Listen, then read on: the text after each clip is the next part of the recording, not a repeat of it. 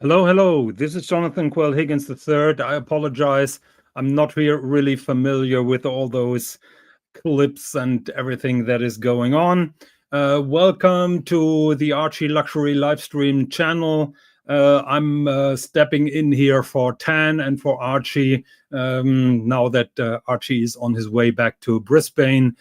So I thought I'm running a show. For those who are not happy with it, that is what you get. You get Higgy or you get nothing. So it's your choice, no show or my show. And yeah, without further conversations, I'm welcome a very special guest here. We have the Stig. You are muted, Stig.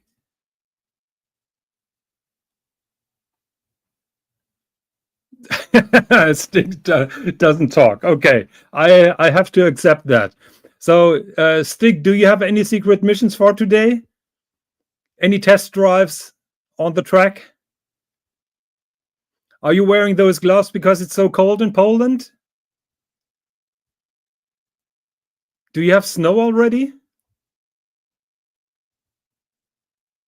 Did you do some snow shoveling, yeah? Okay. Are you ready for some watch talk today?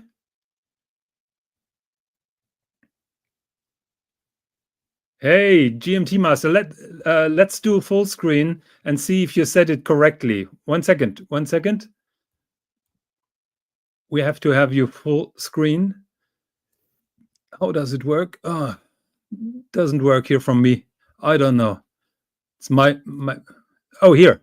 No, full screen. Full screen. So it's almost noon. Yeah, you said it correctly. Well done. Well done. Who taught you that? You don't know. You were just lucky. Or was Mrs. Dodger helping you? Okay. Are you in a Christmas festive mood? Very good. Okay. So do you want to stay on the panel or should I put you up backstage? What is your you don't know. Okay. Okay. So yeah, let's go on with the program at the moment. Oh, we have here a kind super chat from JL. JL, long time no see. I hope that you're doing well.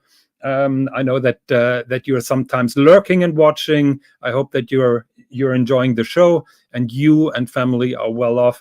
JL says, "Hey, Hickster and Dodger. That is the Stig. That is not Dodger. I hate to correct you, but that is the Stig. But thank you very much for the warm welcome, and I appreciate that." Okay, so what did I prepare for today? I've thought I'm you don't know. I thought I'm giving you a little bit of an update what happened in the last in the last couple of weeks with me. I haven't been streaming a lot. One of my goals, you all know about that world timer that I have. I'm not going to bore you with details, but you know some cities are on this watch that are important to me. So I'm trying to check all the boxes on this particular watch and go to all the cities that are on that watch. So Hong Kong, I've been already with the watch, but I made a shot from the city skyline of Hong Kong in the background as an evidence. Now, while I was in Hong Kong, I had a very nice meetup with Benjamin Chi and with a lady who ordered the first Benjamin Chi watch. And this is the screenshot that I made.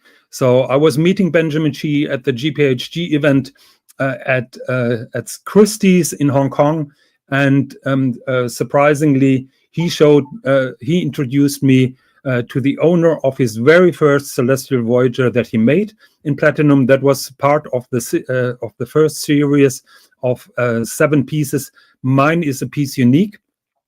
So the owner is an attorney from Hong Kong. It's a woman. So you see, it looks good on both on men's wrist and on ladies' wrists. So she has the very first one, is very special, very dear to Ben's heart. I'm having his first piece unique, and we had a get together with those two Celestial Voyagers, which was amazing. Had very nice conversations with people who came only for Benjamin Chee's Celestial Voyager. So this is the piece of evidence that I met the owner of the first Celestial Voyager. Now, after we returned from Hong Kong, we went on a cruise ship, and I was fortunate to check two more boxes, and one of them is that one here. We have been to the Azores. We started our cruise in Barcelona.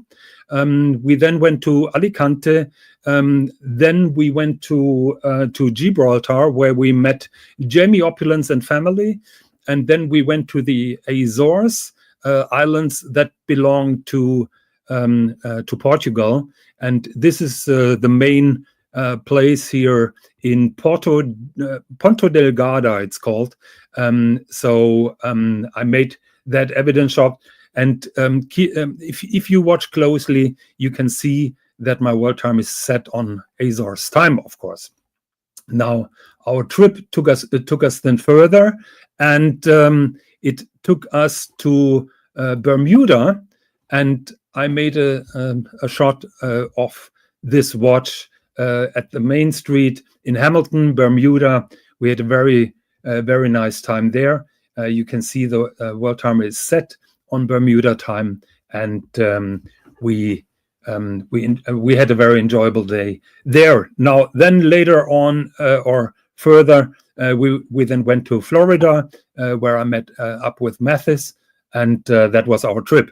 Now, Stig, you're showing us your Bud King of Beer.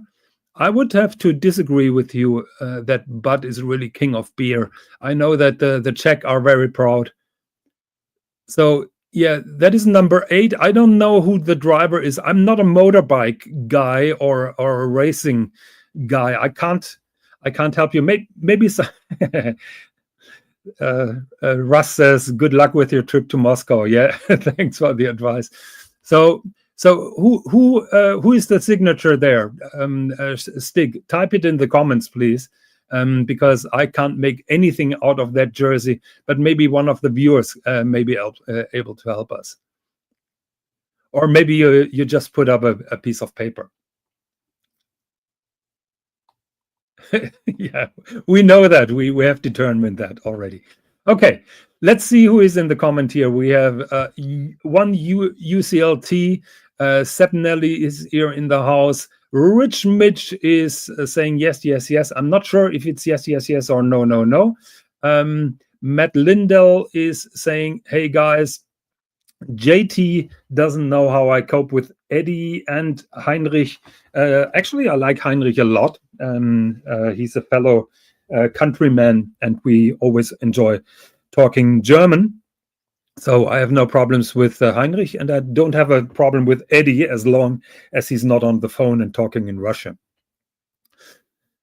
So yeah, I posted the link if somebody wants to join us on the panel, help us out. The reason why I started this stream is I had a long conversation yesterday with Tan. He's very busy today. Tan is trying to fill the void, the gap that is there presently, because Archie is still traveling and Lux doesn't do the morning show.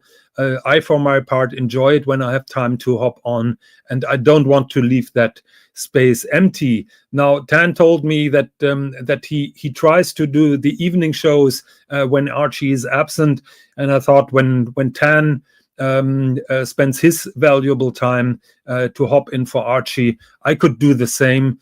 So I thought I'm doing that here this morning, European time, and that is the only idea. I'm not here to promote my own channel. I'm not here to promote anything. I'm just there to hang out with my friends. And the Stig kindly offered to be with me instead of working out in the snow.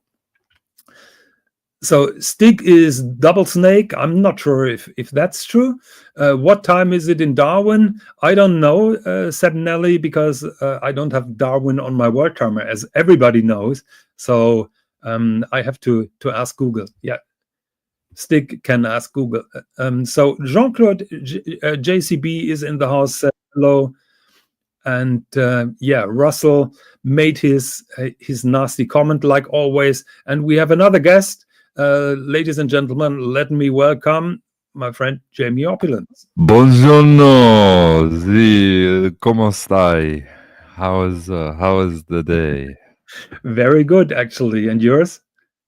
Yes, it's very, very good. Very, very good. Okay, Bubbles. you're playing the you're playing the Russian today.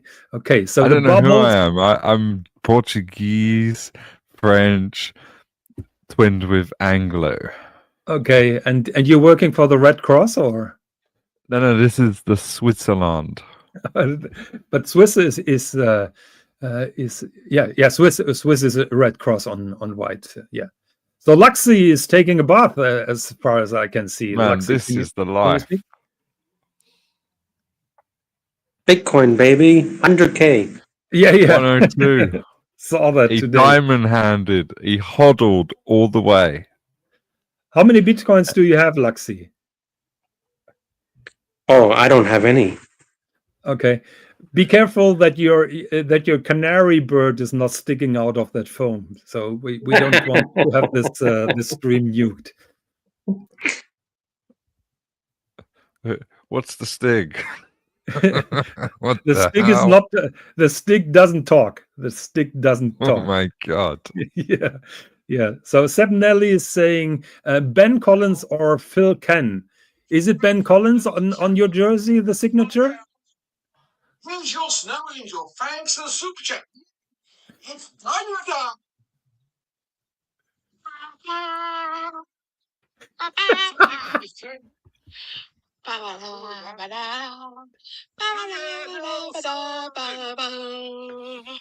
Have you got keys?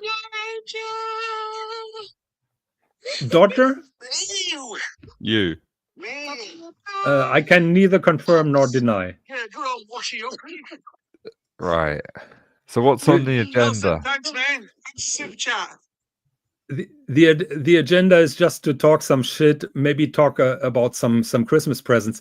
Thank you very much, the Stig. We really enjoyed that video. If anybody thought that Eddie, if anybody would have thought that Eddie would be killing that show, certainly that video did now. So thank you very much for that. Okay, what does Mrs. Higgins get for Christmas? I'm not going to talk about that on stream. I can tell you what I'm getting for Christmas if that makes you happy. Please do. Yeah, we'd love to know. Okay, so but before we do that, did you open the advent calendar today? No. I open it around 3 p.m. Okay. So, daughter, I'm sorry that there is no advent calendar for you this year. It is a bad oversight, but yeah, too. The problem is it's so fucking expensive to send to Poland. And when we met, I couldn't get Christmas calendars. Yeah, I know. Next time you will get 2. I promise. So this is day number 5, which I guess it's the one on the left because the other one I had yesterday. Yes, day number 4 was the one on the right. Which is a Viennese heart, and today is the 5th, and you get the cherry truffle, and that is my absolute favorite. I really like that. A true cherry. What was day number 1, 2, and 3? What? What was day 1, 2, and 3? I didn't take pictures because those are usually Mozart balls and little hearts with marzipan and so on. Did the one yesterday have, was it like cognac? No. Tasted of like alcohol. Yeah, okay. Look, I'm eating them so fast, so I don't really realize that. And thanks go out to Mrs. Higgins, because those are from her calendar. She's keeping them. I'm eating them. So with me, you don't have a chance to get a picture. Okay, what does Kirsch mean? Kirsch means cherry. Okay, and truffle. It's a cherry. cherry truffle with marzipan. Yeah, Nice. you're in Beautiful. for a treat. Yeah. I'm really looking Did- forward to it. Did Mrs. Every Opulence? day I'm reminded of your kindness and generosity Yeah. as I take a bite. And you're reminded of the dress down that you received from Mrs. Higgins because you ate them all at once last year. Well, this year I'm going day by day. Yeah, And you're we holding need me to evidence. account. Can you take a picture of only 4 or 5 doors open and send it to me right now? Yeah. No, not right now. But I can in a few Okay. hours. Okay, please do. Yeah. I actually pull the doors off once I've had them. Oh, okay. Okay, that is un-German. We leave the doors open. Yeah, but the doors are actually perforated in the corner. I know.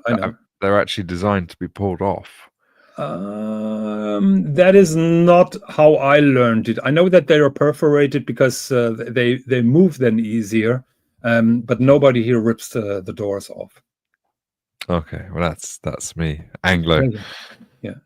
Yeah, Anglo-Saxon. Yeah. So, yeah, we have one USLT thumbs up for Higgins. Yes, I would appreciate if you could give me a thumbs up. We're over that chocolate talk. We lost around 10 viewers, so we lost better- Lux. Lux has gone to the cupboard. I'm sure he'll be back with the chocolate. He's just got out the bath. Luxy Poo! Luxy Poo!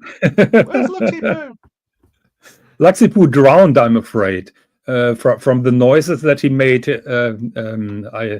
I gathered that he drowned. So Nice. rest in peace, What's Lux. on- Dipping his toes, dipping his toes. What's on the wrist, guys? Are you guys wearing watches? Porsche designed for me. Dodger with the dodgy Pepsi. GMT. Dodgy Pepsi. Yeah, Pepsi. Very And nice. how about you, Jamie? It's complicated. It's complicated. Okay. You'll have to. Do you want to see? Yeah, of course. Yeah. All Show right. and tell, Full show screen and on tell. Jamie. Open that camera. Oh, okay. Why is it complicated? Because you're wearing two. Because I've got a like a cupboard over the camera. Okay. You see? That's why it's complicated. Yeah. Okay. Because the cupboard. Have you got Mother Hubbard? What you got in the cupboard? Have you Well, I have got- to you got put a my red boy virtual stashed in the cupboard? background. you got a red boy stashed in the cupboard? No. No. Okay. Let me put you all back. And So, did you say Porsche? Porsche? Yeah, You're my wearing- Porsche watch. Yes. We didn't see it.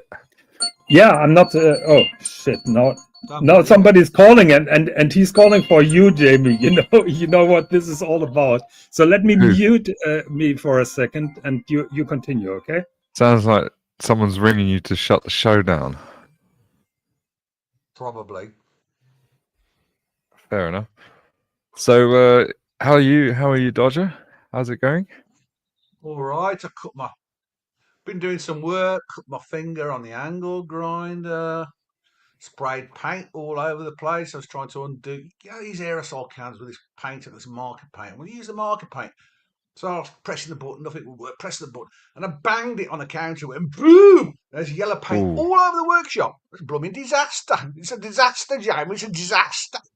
What was I've the done goal with the spray paint? What are you spraying? Oh, well, I've got this little brush, like you brush up the dust and stuff, dustpan and brush. And I keep Yeah, losing the brush. I thought, that'd be a clever idea if I paint the handle yellow, bright yellow, so those dodgy eyes, you can see the bright yellows. And of course, it just exploded. It did actually paint the handle as well. So, I've done me. Okay, guys, I'm back. I'm back. I see. I've just doxed myself. Jamie, you got me in the shit. It was a What did you mouse, do? It wasn't me. It was a mouse. It wasn't me. Lux did it. How did wasn't me. Dodger dox himself? I've sprayed paint all over the workshop. Oh, But shit. she's listening to what I was Yeah, saying. the See, spray I'm the shit paint now. exploded. So Jamie, it's a yes.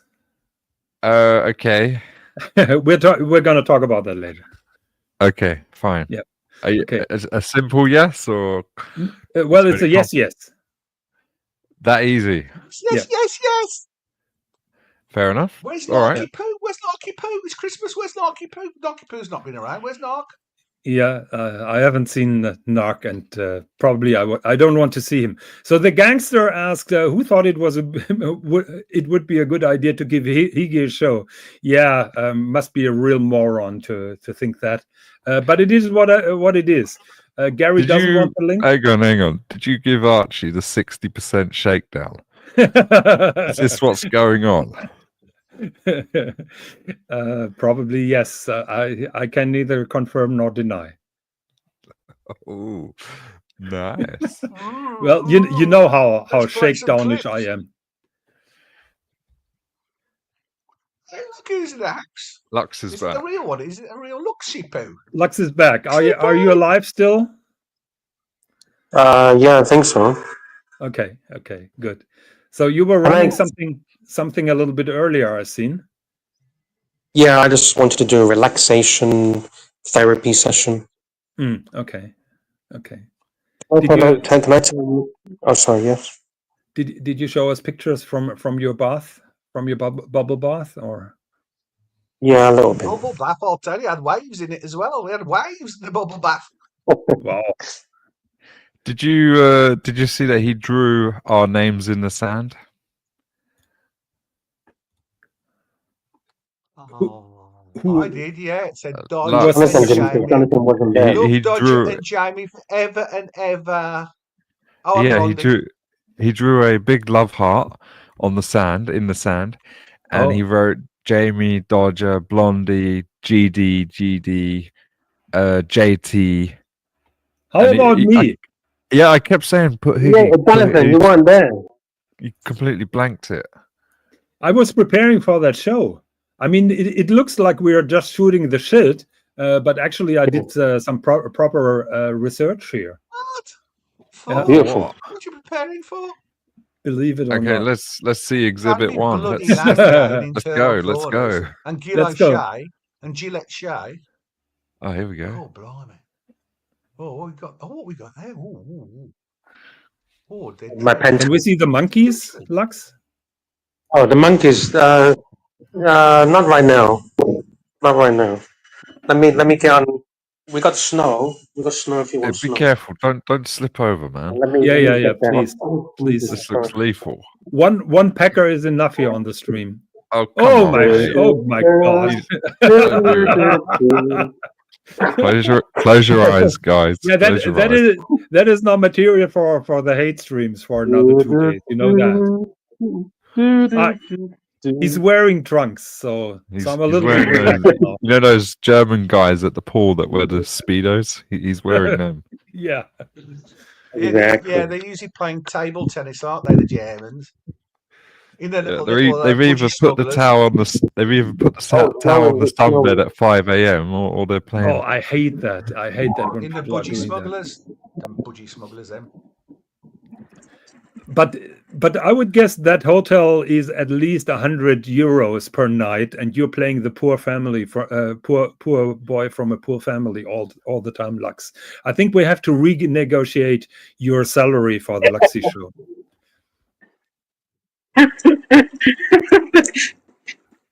Jamie, I'm waiting for you and Dodger to come and join me. I've got everything ready. Where are you guys? Oh, join you in a free man in the tub, rubber dub dub, I rubber think dub there's room in dub. the tub. Some for There is. There's free. 2 people can sit here. Look, there's one for Dodger. There's one for Dodger. And this side, there's one for Archie. I'm not getting in with Archie. No. Oh, Oh, thanks. forever Dodger. now with I get in bubbles. with you two, but not Archie. With little bubbles, with Luxy Lux, Lux, do you know what an Arschbombe is? No, what's that? Arschbomber. So in German we call it Arschbombe or ass bomb. So you just splash in the pool with your ass first. Oh, okay. Right. Oh, yeah, like a fuck, Jamie. What do we call it? With Not your a belly hand? flop.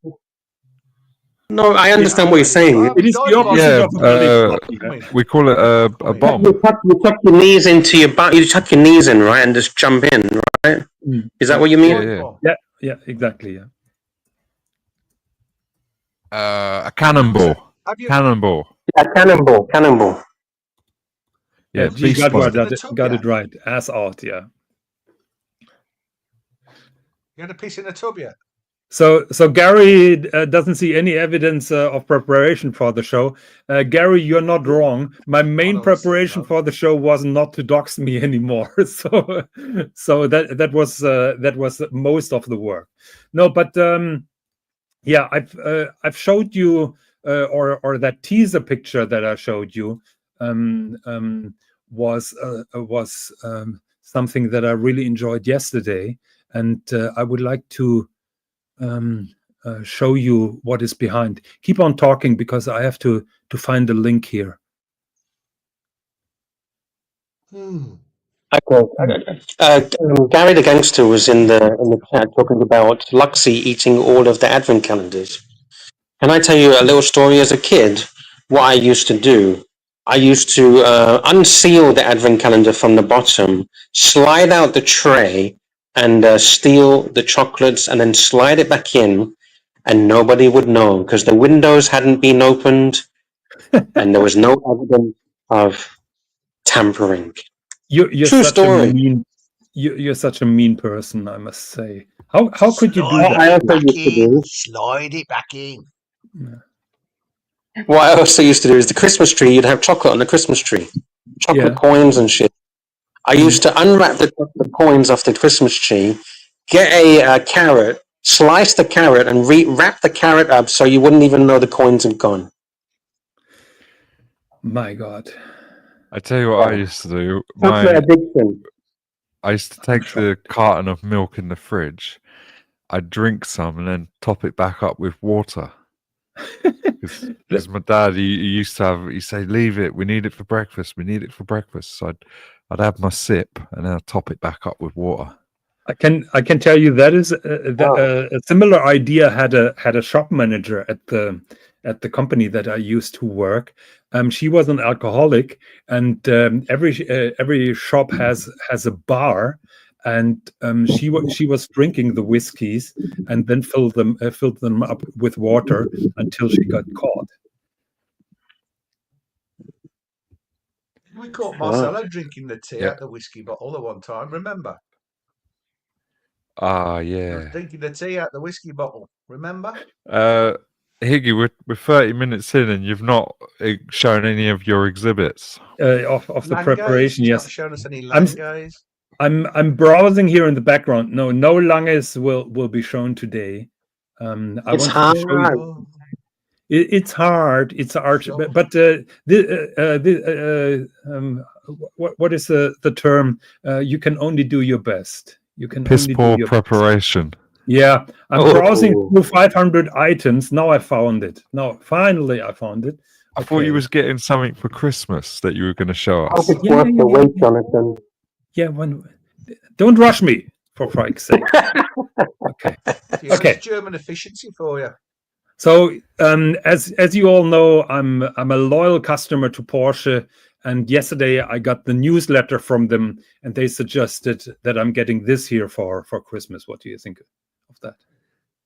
Ooh, beautiful model of the 911 Dakar with a Christmas tree and some gifts on top, hand finished with airbrush, so it looks like it has been through. That airbrush snow on the. Yes. Oh, that's pretty cool. That's kind of even the tracks here of the those are Pirelli Scorpion tires. Oh God, how boring! You even know the bloody tires on the car. How more boring can you get? Did the doors open? Brakes are the Brembos. As far as I know, not. Well, probably on this model, yes. It is one. Is there any marzipan in the gift boxes? Say it again. Is there any marzipan in the gift boxes? No, they're empty. I checked them. I really like that. That's kind of the snow thing. That's pretty cool. How many cup holders? The Porsche only has 2 cup holders because that one here Oh. is a 2-seater. Jamie and I, we Scheisse. were discussing. It's scheisse. Yep, yeah, it is very scheisse because Jamie is trying to convince me to buy the real car and then to take you and him and together with me on that trip to Dakar. And I told him that's not going to happen because this 911 is a 2-seater because it has that cage inside, that roll cage.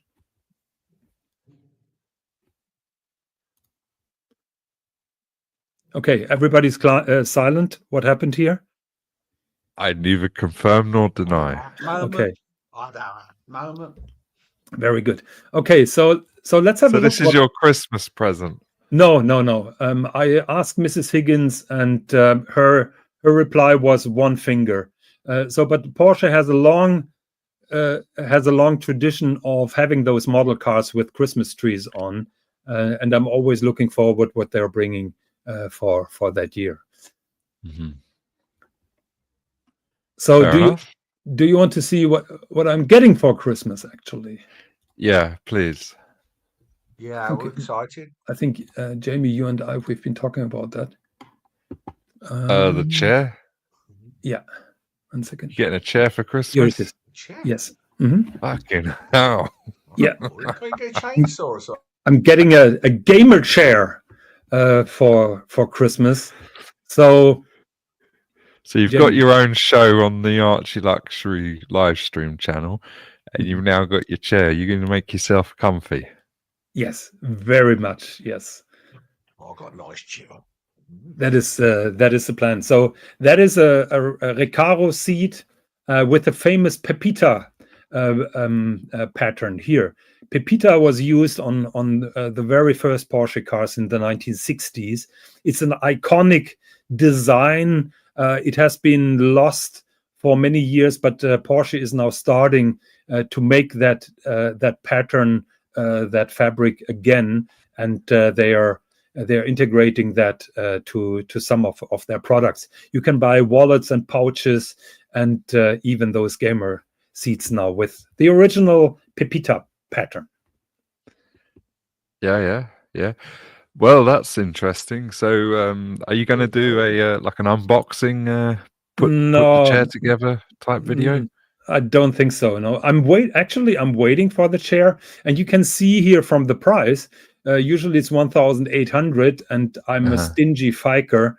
I didn't want to spend that money, and usually those limited items are not on sale. But for Black Friday, they offered it for 1,190. As I'm self-employed, I can deduct the tax of 19%. And now, Perfect. Mr. Opulence, tell me what the net is that I'm paying for this seat. 1,190, yeah? Yeah. Minus 20% or 19. What's the 19 value-added tax? Well, 19% is 226 euros. So 1,190 minus 226 is 964. That's not how it works in Europe, my friend. That's not how it works. You're not deducting 19%. Actually, the net amount is exactly 1,000, and then you add 19%, which is 190, and then you get to the sum of 1,190. Okay. So the net amount is exactly 1,000. Well, I've got 964. Loads of money. Yeah, because you deducted the full 19%, but the 19% is on the net amount and not on the full amount. So 1,000 euros, and then 190 is the 19% of 1,000. Exactly. Yes. Mm-hmm. Okay. And in Spain, I think it's 20 or 21, but it 21. works the same. Okay. EVA. Yeah. IVA, like VAT, they call it. It's EVA. Exactly. Yeah. So you're buying it as an expense. Of course. I mean that is an office chair. Right. Yeah. So the gangster, after half an hour, he figured it out as well. Congratulations. Is it carbon fiber on the back? No. What's that? No, unfortunately not. Carbon fiber will be way more expensive. Yeah, but do you have, for the floor, do you have like a wooden floor or is it a carpet? It is a carpet.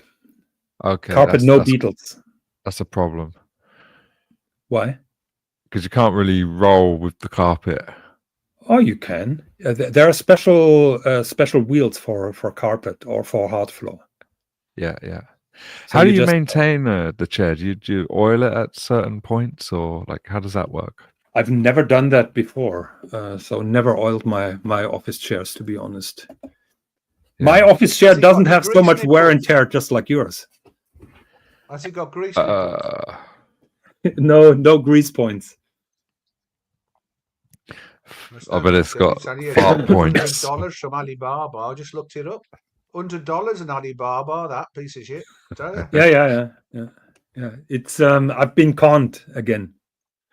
You've been conned. So was it the Recaro part or the Porsche part? Which part? Actually, the Pepita part, the fabric, was School- the deal Yeah, maker. Yeah. Wow. Without- Recaro, they make the racing, the seats, don't they, in the cars? Yes, but they're broke at the moment. They're broke, and the insolvent director is trying to collect money. So it may take a little bit longer until I receive that chair. I ordered the chair 5 days ago, and still no shipping notice. Is Recaro Italian? Or No, where's Recaro is Recaro from? German. Oh, Recaro is from okay. Kirchheim, nearby Stuttgart. Yeah. Okay, that's exciting. Yeah. I thought Recaro went bust. Did they go bust? Yeah. At one point. No, they're Yeah, bust they always again. German. Yeah. They're bust again. They've been squeezed by the car makers because the car makers are their only clients, and everybody is squeezing their suppliers in the car business. Is there any chance of a Gonzo stream of your office sometime? You're not now because you might dox yourself, but it'd be nice to have a look around. It would be really interesting to see what sort of an office a Higgy would have. But it's all very ordered and everything's all in its right place, yeah? Not 100%, unfortunately, no. But Well, I it's find very my efficient. stuff. Hmm. I mean, like, have you got the fax right next to the copier and the copier next to the fax? And Well, I have a see, multi-purpose my printer here. organisation here, look. Oh, I'll probably dox myself, but I don't want to give a shit. Be careful. What's it's like this?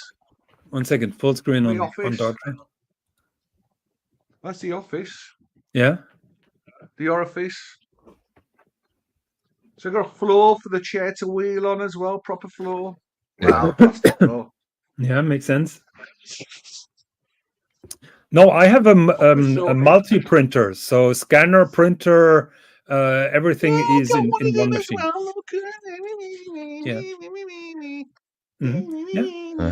Yeah, good. It's interesting. They've actually done other chairs, Recaro and Porsche. This isn't the only one they've done. As far as I know, they have this chair model with a different fabric, but there is another office chair that I will show you. Does your one actually have the Porsche logo on the headrest? Yes. Okay. 1 second. Let me find it again. So right, yeah. So you can see it here on the headrest. I also have the Porsche logo on the headrest of my car. It is embossed in the leather, which is really nice. Yeah, I reckon that's probably a very comfortable chair. I hope so. It better be. Otherwise, there will be a return. I have a return period of 14 days. Yeah, €1,000 is good territory. Yeah. Like it's one of them ones. Like, what the hell? The mouse. What is the mouse about? Mouse in the house. Mouse about the house. Mouse about the house. Me mouse. Little mouse. Mouse, mousey, mousey. Dodger is in a good mood today. Dodger, when is the next dungeon that you're running? Well, the next boring as hell dungeon that I run, I'm talking to myself for 2 bloody hours and nobody will hop on. Oh, anytime you like, guys. Just let me know. I can talk to myself for 2 bloody hours. Love you all. It's hard. Love now. Love your house. Love Have the you seen engineers. the? Love you. Oh, love you. You know, Red Bull. They've got a racing gaming chair. Yes. Well, everybody makes those gaming chairs, and I had the choice because they have a proper office chair. I'm trying to show you that. That is from Vitra, actually, also a German design company, and they have that Pepita pattern on a true office chair. But I like the Recaro for some reason more. Mm-hmm. This is What's too wrong much. with Herman Miller? Why you didn't just go with Herman Miller? I mean, that's like the Rolls Royce of office chairs. I had a Herman Miller. We've been talking about that. I had the Aeron chair that also Tim Wright has, and you have one, as far as I know. I don't like Yeah. I got the Aeron. I don't like the feeling where you sit. It is like sitting on a hammock. I need something flat and stable, and not like a fishnet hanging down. If that makes sense. Yeah. I can touch it right now, so I know exactly what you mean. Yeah. There are parts that you can adjust to get more firmness in different places, But not there. Not right. where Tushy hits the chair. Yeah. I think the biggest benefit with the Aeron for me is the airflow. Yeah. It's like a mesh, so it's really in a hot country. But for you living in a cold place, I think it makes sense not to have so much airflow. Yeah. I've True. always seen Higgy as a fishnets man myself. Definitely a fishnets man. You're not wrong here. I guess when you sit on your office chair, you like to be butt naked, so it's a bit of a problem. I get it. Yeah, and the full Pepita in his budgie smugglers. Yeah, the full Pepita pattern is showing those skid marks. So yeah, well, with the Aeron, your bum gets cold, doesn't it? If you're just wearing nothing. I get it. I get it. Too many. Yeah, gangster wants Lux back because it's too much chair talk. Yeah, you said I'm doing a show. Come on, I've got loads prepared, and we're 43 minutes in, and we're just talking about bloody chairs. Yeah. Have you ever seen my shows? That is how I'm running my shows, my friend. Right. Yeah, you fit in well. You fit in well. The ArchieLuxury live stream is the perfect place for Higgy. Yeah. Here you can see a coffee cup with a Pepita pattern if you don't have enough of it. I just thought that I'm showing you some Porsche gifts for grown adults. So, do they have a Pepita T-shirt, perhaps? No T-shirt, unfortunately, no, because they are proud to use the true pattern, and the true pattern doesn't make a good T-shirt. Here, that is the exhaust of a GT3, and they built a sound system in. No, that is cool. What is the sound system brand? Oh, I think B&O. 1 second, let me. Bang & Olufsen. Yeah. One second, let me check. Wow. Let me check. Are you serious? They're not saying. Okay.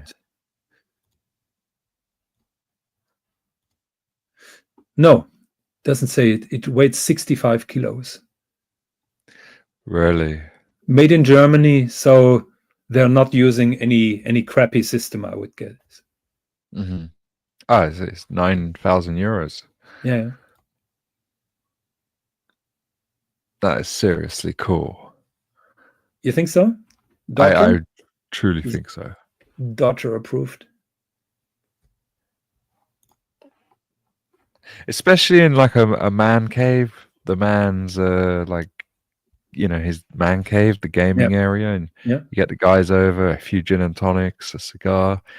I mean, you watch the football. Yeah, I think it's cool. I mean, nothing says women not welcome than hanging such an exhaust system on the wall. Do you think the sound actually comes out of the exhaust? I think it is more. I think the bass comes out of the exhaust because you can play here with the tubes and with the length. Mm-hmm. So I would guess that the deep sounds come from the exhaust. I reckon Eddie could make us one. You just buy a standard soundbar. He could. Yeah. Or Eddie twinned with Mike the Snake, a collab. Mm. Those two could come up with a soundbar.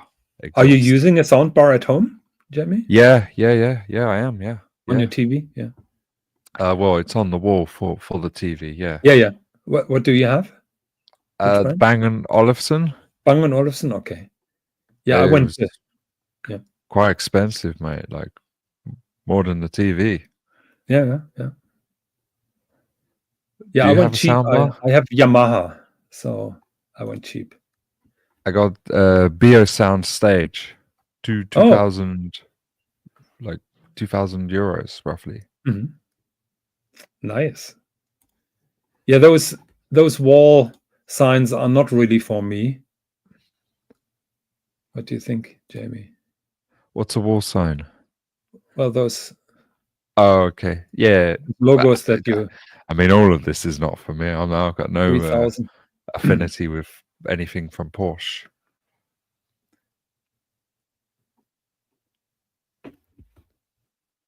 So here are the chairs. You can have a gaming steering wheel for 9,000 in fully carbon. I think that is from one of their race cars, actually, from limited edition. I think, is it a GT3 here?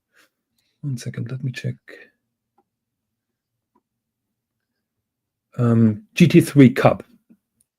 What does This it do? Well, it's a steering wheel for your game, for your game console, or PS5 or something. Yeah. 8 grand. Yeah.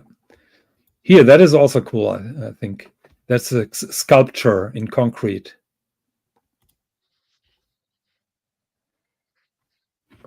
Kind of.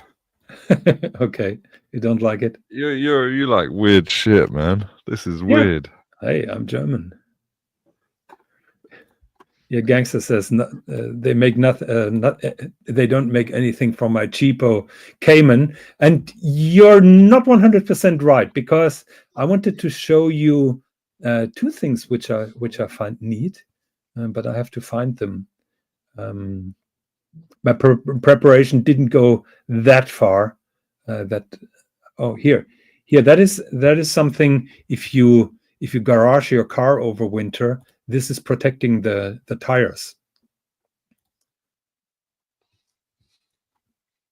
So that would fit to the Cayman if they made it for 265. The rear wheels of my Cayman is 265.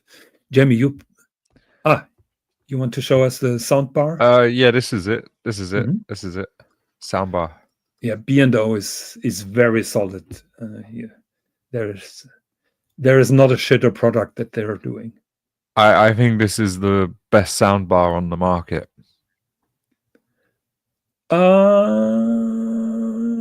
I think the guys at B&W will disagree with you.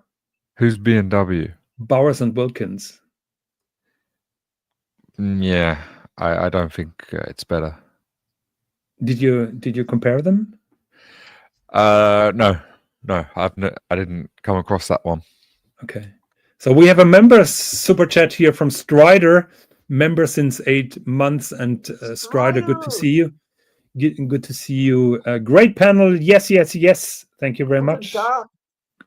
And always good to see you, Good Strider. day. What's the car in his avatar? I think it's a It's blower like a- Bentley. Yeah, a Bentley. Yeah. That would be James Bond choice, the blower Bentley.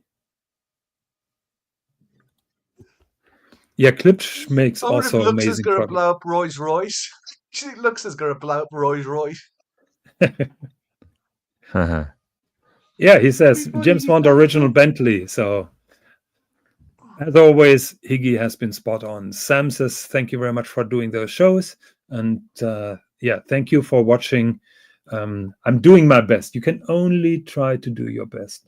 So what else See, do I'm we have? preparing for work, you see. I'm having to prepare for work, getting my overalls on, because Oh, are you put off my painting? work so I could join the show. Mhm. Are you painting?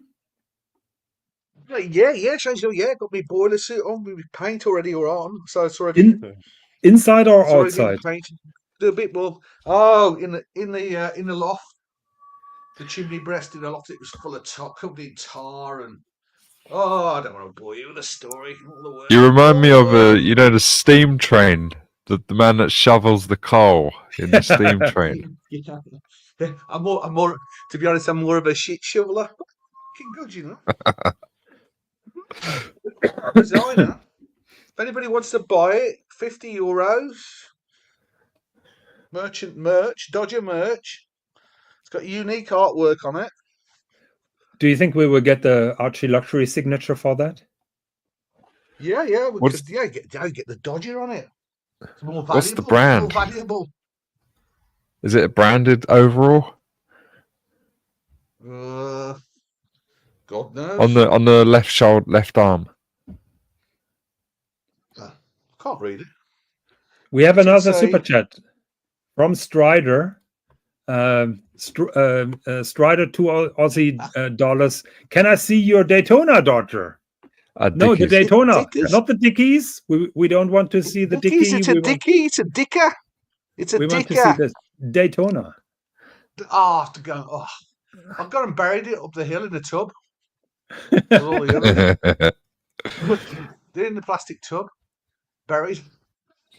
Yeah, and covered by snow I now. left a chicken sandwich in the. I leave a chicken sandwich in the safe, and I bury the Rolexes in 2 hectares. Actually, I read a story today of an actor who had a Porsche Cayenne, and his Cayenne has been stolen, and he planted 3 AirTags in that car. 2 AirTags that are easily to be found, and 1 that was very hidden. So the guy who stole the car found those 2 AirTags and was happy, and didn't realize that there was another one. Time out. Yeah, you know the AirTag. You can. Yeah. So what happens? Let's say you stole my car. Yeah, I can scan. I know. Yeah, it will come up on your iPhone saying there's something following you. But what you can do, you can actually disconnect. If you watch YouTube, you can disconnect the sound part of it, so it doesn't beep beep beep beep. It doesn't do that. Do you know what I do with my AirTag? I've got this tractor mower that I use, and I get repaired every year by the Husqvarna place. Yeah, so Husqvarna man comes in a Husqvarna van, plops it in there, takes it away. Then I find, because I've got an AirTag on it, he actually takes it to some little sheddy garage down the road. So he obviously subcontracts it out. Nice. So I'm going there next year. Yeah, margin. Yeah, it's useful. Yeah, Strider says his Mazda has GPS tracking via app. Yeah, that is then difficult to hack. I would guess. Same is with my Mini. The problem is when I'm trying to track my Mini, there is always an update, and then I have to agree to the term, and I have to re-log in, and that Mini app is a real pain in the butt. Not sure how it is with Mazda. Yeah, well, I have an AirTag in my car, but I also have a proper tracking from GPS a company tracking called. device. Not just GPS. Oh no. This is from a company called Automatrix. It's an Automatrix M-Track, and it's it's got. Sorry. It's got GPS, question. Sorry. GPS, GSM, and RF. Does it also cut off the flow of petrol? Hello, Mrs. Dodger. Good to see you. Long time no see. Guten Morgen. How are you, dear? Very good, thank you. Hi, Jamie. Hello. How are you? Hello. You good? Guys, I have a question for you because I really respect your opinion on things. My beautiful, just on an oyster bracelet. One second, full screen. Thank you. Would it be a cardinal sin to put it on a Jubilee bracelet? In my opinion, yes. Why so? Because it would be too much, in my opinion. with the diamond the only reason I bezel. say is it picks up really minute scratches on everything, and the buckle actually is very scratched because I'm not exactly good with my Delicate. jewelry. Yeah. You have to get Alex to polish it. I think it would look nicer on the Jubilee. I actually do as well. I'm just wondering whether I should pop into somewhere and have a look. The only thing is, you see on there, do they actually change that bit as well? Because Yeah. That's the end link. So the end link will the end link is not attached to the case. The end link is attached to the bracelet. Oh, it is, right. I've never seen it detached, so I wouldn't know. Okay, so I've got Jamie saying yes and Higgy saying no. But Yeah, keep in mind. Ignore Higgy. Yeah, keep in What mind does the he two-tone Jubilee bracelet will be quite expensive. Will it? Even Yeah, more, I suppose, because of the amount of work that goes into Yeah, I it. think a normal oyster bracelet at the moment is like 1,800. In two-tone, I would expect something like 4,000. Was that? Oh shoot! Would they part exchange? No, Oh, okay. So I'd have to keep both the bracelets. you could sell it on eBay if you want to get rid of it. And yeah, I think if that's the case, I'd rather just sell the watch and buy a watch, something similar, but on a Jubilee. It's difficult. It's difficult, Jamie, because it has the diamond bezel, and when you sell it, a two-tone watch with a diamond bezel, you're taking a bath there. Right. Well, how much do you think something like that's worth then? Go on, Higgs. Yeah, I can put him on a spot. How much? How much, Shan? It's a factory. Is it mother of pearl dial? Looks like mother of pearl. Yeah. Yeah, Yes, perfect. yeah. So I'd stick. I'd stick. No, don't twist. Stick or twist. Stick. I'm going to ask Higgy, how much do you think that would be? Now, be honest, tell the truth. You know we're a bath you take, but in your be honest, professional what do you reckon? opinion. The problem is on the secondary market, people don't honor real Rolex bezels. So I think the bezel is like 12,000 euros extra, and what people are paying extra for the diamond bezel is probably 4 or 5. So how much do you reckon this is? You're joking. Yeah. In addition to the actual watch value. Yeah. Wow. Serious. Is it really that much for the bezel? Wow. Oh, wow. Nice, though. Shall I dismantle it? Is it? Yeah, you could do that, but then the reference number wouldn't fit. So how much? Is that a genuine bezel or? Yeah, of course. That is factory. Yeah? We have shit. What's this? Is it like 36 millimeters or what's the size? Yeah, it's a 36. Yeah, perfect. I would just stick. Be happy with it. Don't twist. Okay. But give us a price. Give us a price. I will give you a price. So first of all, we will try to configure the watch just like it is, and I'm going to show you what I mean. So Rolex Datejust. Can you put it in English for us? No. Okay. We don't speak German. You guys are so demanding. I mean, I've been preparing everything, and now you ruin everything. We are the Englanders. Oh, sorry, you got something prepared? Nah, don't worry about his prepared stuff. We'll take it off at the tangent. On the fly. Okay, now it is in English. Is that okay for you, Mr. Opulence? It's exactly as I expect. Okay. Thank you. So we have here 36 millimeter. Then we're having yellow rollazor, two-tone, bezel. And now have a look. We're here at 13,550 euros. Now we have the diamond set, 20,760. So it's not that bad.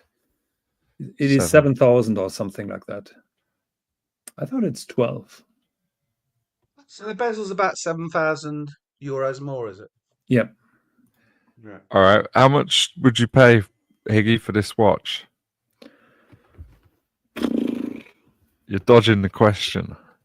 Tell the truth. Yeah, because I'm not into selling and trading Rolex watches. So Just I would name guess Name your Mrs. best Dodger. price. I would guess that Mrs. Dodger is getting at best 11,000 for It's it. all right. That's okay. That's okay. Mazel, do the deal, Good, Mazel. Mazel, it's yours. Jonathan, I'll ship it tomorrow, okay? Send the label, Higgy. Send the label. Mazel. Excuse me, I wasn't actually planning on selling my watch. I was asking about the bracelet. Thank you. I'm selling. I'll sell it. I should now I've got her out of the safe. I've realised how Well, beautiful she is. now. let's make it easy. Let's go to Chrono 24 and see what they bring. Okay. In English or German? In Jamie, one more thing, and it will get you banned here. Boot me. I have the keys here. I have the keys. Oh I no, dare you. I can neither confirm nor deny. So It's a gorgeous looking watch. okay, Rolex. Okay. They just I'm no Jules. okay. Rolex date just now filter it. Case steel and gold, which doesn't help a lot. Dial. So it's diamonds and Roman numerals. Diamond bezel, Roman numeral. Yeah, one second. Rubber Case. Steel and gold. I can do this. Where can I? To make Here. a show here, for God's sake. Here More with- entertaining than he had planned. Okay, let's have a look here. So we. Yeah, but that's crazy. They're asking here 25,000 euros. Wow. Well, they can ask what they want, but whether they get that is exactly. another.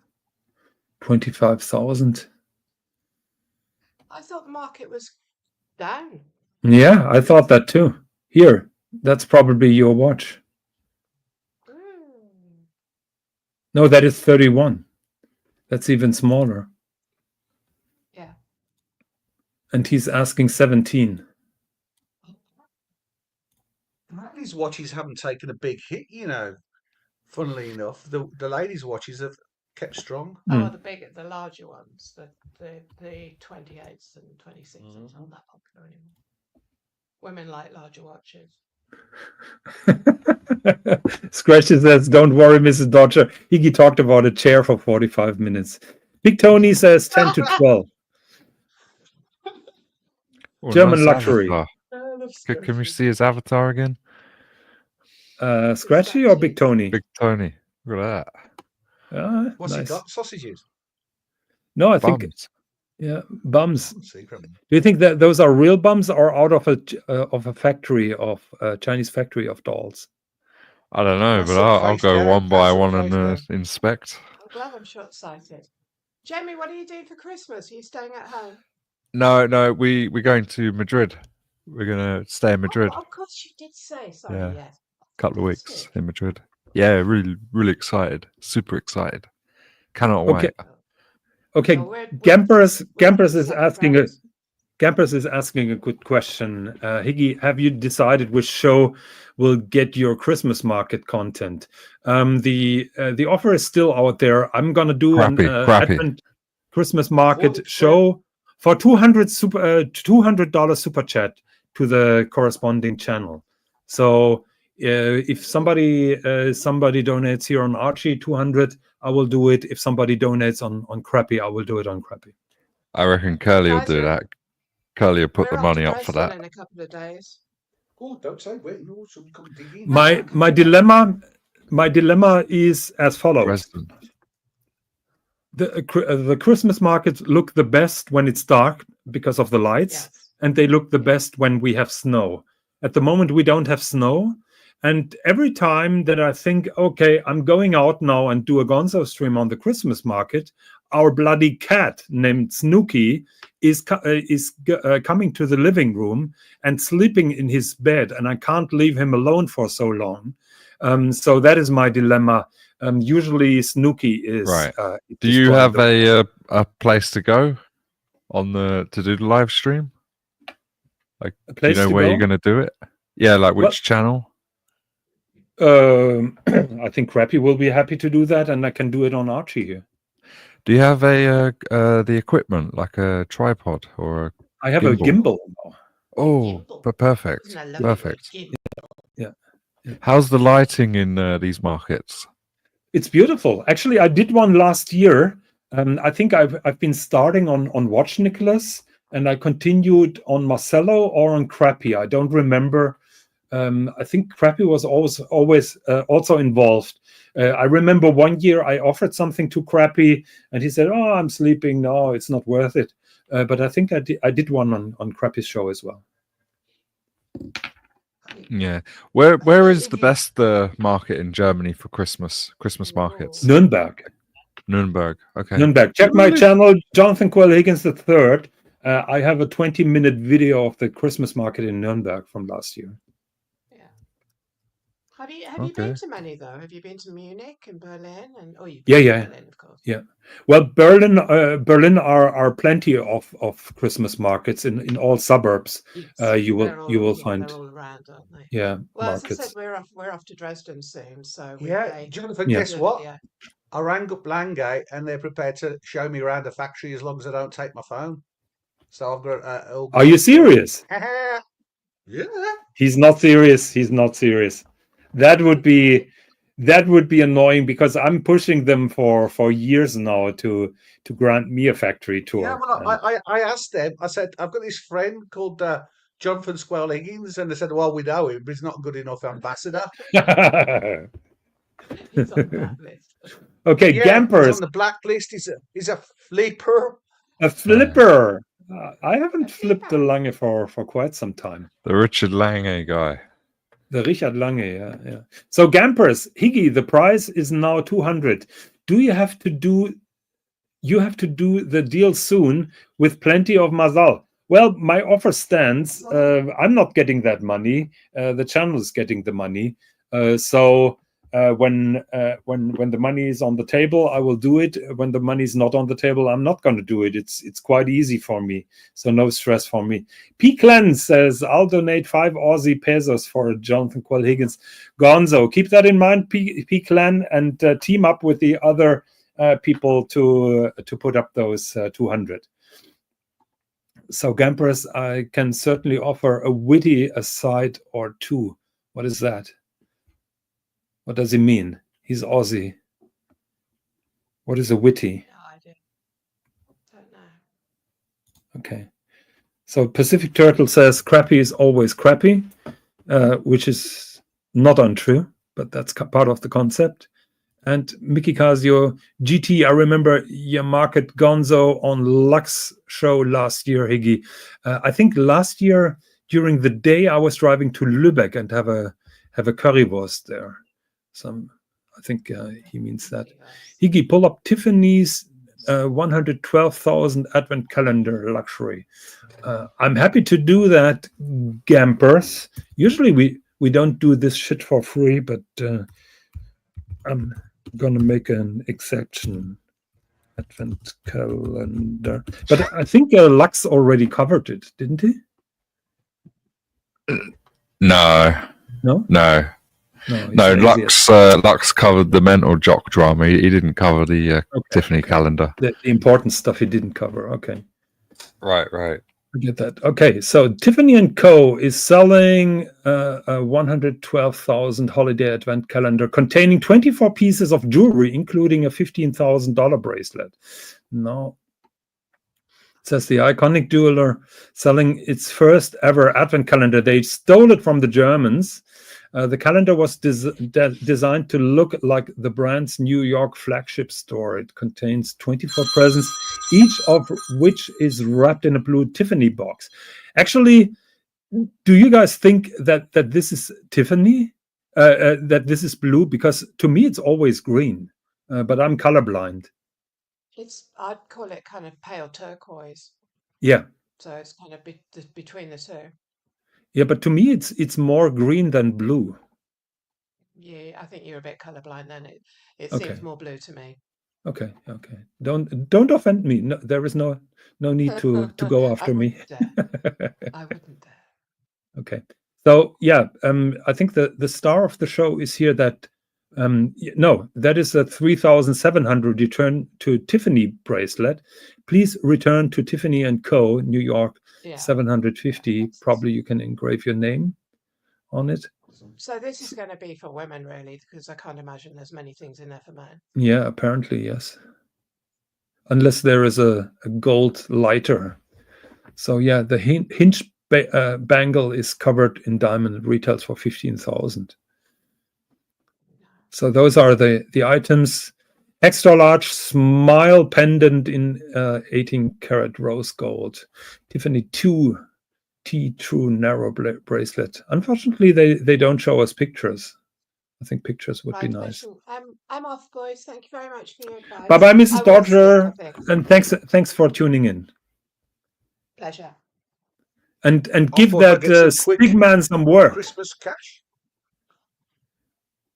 Are you getting some Christmas cash from Mrs. Dodger? Yeah, I was hoping she'd sell it so I could go and see Luxy Poo and join him in the tub for a couple of weeks when Ooh, it's snowing here. you're really into that tub now, aren't you? Well, yeah, I'm into getting that. Oh, that beach! I'll tell you, when it's freezing cold here, Mm. up in a loft, man. Oh, get away from here for a bit. Yeah, it's tempting. It's tempting to go. Let's see if Tiffany shows us a little bit more. I could summon Pikachu, yeah. I'm just holding good Monday. No, Tiffany doesn't show us the advent calendar, unfortunately. So, okay. What else did I prepare? I prepared some. What's next? What's next? Some Porsche-related content, actually. Ah, not more. Come on, mate. Come on. More. Drop it. Just drop it. Stop. Enough. No, Time out. Time out. No, until the last people leave here. So let's look at Rimowa. Nice. Rimowa, That's yeah. not Porsche, is it? Well, it is Porsche-related because that trunk here has been especially designed for the size of the trunk of a 911 and of a Cayman. You're joking. No, I'm serious. Wow. And you see, is there any Porsche branding on it, or are you just saying that? They used to make one in Porsche branding, but now they are doing their own luggage. So the days of the Rimowa branded Porsche trunks are over, but they still maintain the same size. Is this a German Rimowa? Is this German, the brand Rimowa? Rimowa is from Cologne, yes. Rimowa is a German brand. Everything you show is German. You're very biased. Yes. Can you fit a hooker in there, dead hooker? Depends on the hooker, I would say. If it's Archie size, probably not. If it's skinny like Lux, probably you can. Small Asian. Yeah, definitely you could. The nice thing is that handle here on the top, because if you put that trunk in the trunk or that suitcase in the trunk, usually the boot, the handle is covered, so it has an extra handle here on the top to pull that suitcase out. All right, I got a question for you. Yes. How often, and I'll let you go first. How often do you check the Rimowa website? Not super often. No, be honest. Not super often, because I'm set. I'm done with Rimowa. I have everything that we need. And do you check it once a month, maybe? To be honest, 3-4 times a year. Yeah. Not more often. I check it at least once a month. Yeah, because you're still building up your stuff. Yeah. You still need. Well, if you go to new, I like to see what new products they bring out. Mm-hmm. Yeah, that's why I check it. No, personally, I'm not interested anymore because we have everything. We have aluminum. We have those polycarbonate. We have board trolleys. We have big suitcases, small suitcases. We are covered for everything. We have a super chat here from Muhammad Ali, Higgins, Dodger, and Jamie, all-star panel. Thank you very much for your support, Muhammad. And maybe you give a shout out to Mrs. Dodger as well. I thought that was super kind of her to appear. Yeah, good to see you, Mo. Really, really good to see you, mate. Hope you're having a great day. It's a beautiful Thursday. I was thinking, Jonathan, you could be like the watch doctor. People who've got questions about their watches, should they sell them? Should they check? We could have a whole session, couldn't we, where people could come on like Higgy's surgery. We could call it Higgy's Yeah, watch surgery, and people could come on and consultation. ask these questions. For a charge. Hmm. Look, that is the problem. Consultations. That is the problem. I love watches, but I'm really bad in building up collections or estimating prices or something like that. And those are very often asked questions where I'm really not good into. I don't know much about secondhand prices unless I'm interested in a particular watch.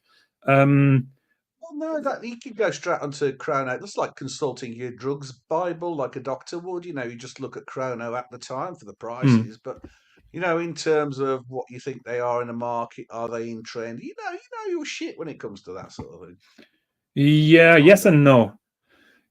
Yes, I'll consider that. But actually, I want to have less YouTube presence and not more. So, but I appreciate. You can go full time on YouTube. You can make a killing. You can Definitely, make a yeah. killing, man. I'm The YouTube witch poison. doctor, the witchy watch doctor. So, Jamie, as Yeah. you're still building up with suitcases, here comes a recommendation. Samsonite makes some very cool and super light suitcases, and Mrs. Higgins is thinking about selling her Remova cabin trolley to buy one of those Samsonites because that is so super light. And she was really impressed by that. Yeah. Do you have your cabin one? Is it metal? I have one metal and one in polycarbonate. Yeah. See, I think for the cabin, especially flying in continental Europe, they get a little bit funny about weight limits. Yep. With hand luggage. Yep. So I can see the advantage of looking for something polycarbonate. Yep. I have that aluminum, and I'm not very often using it exactly for that reason. If you have an aluminum board trolley which is 4.5 kilos and your allowance is 8, you can barely put something in. Yeah. And how much do you reckon this one? This is probably like 2 kilos. Yeah, under 2. I think 1.7. Yeah. And it's still sturdy.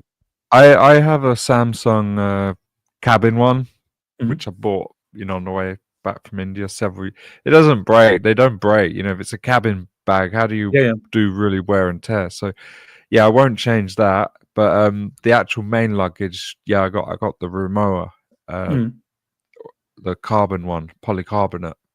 Yeah. Is it polycarbonate, the one that I got? You have polycarbonate, yes. Yeah. Yeah. Bloody marks up easy though, doesn't it?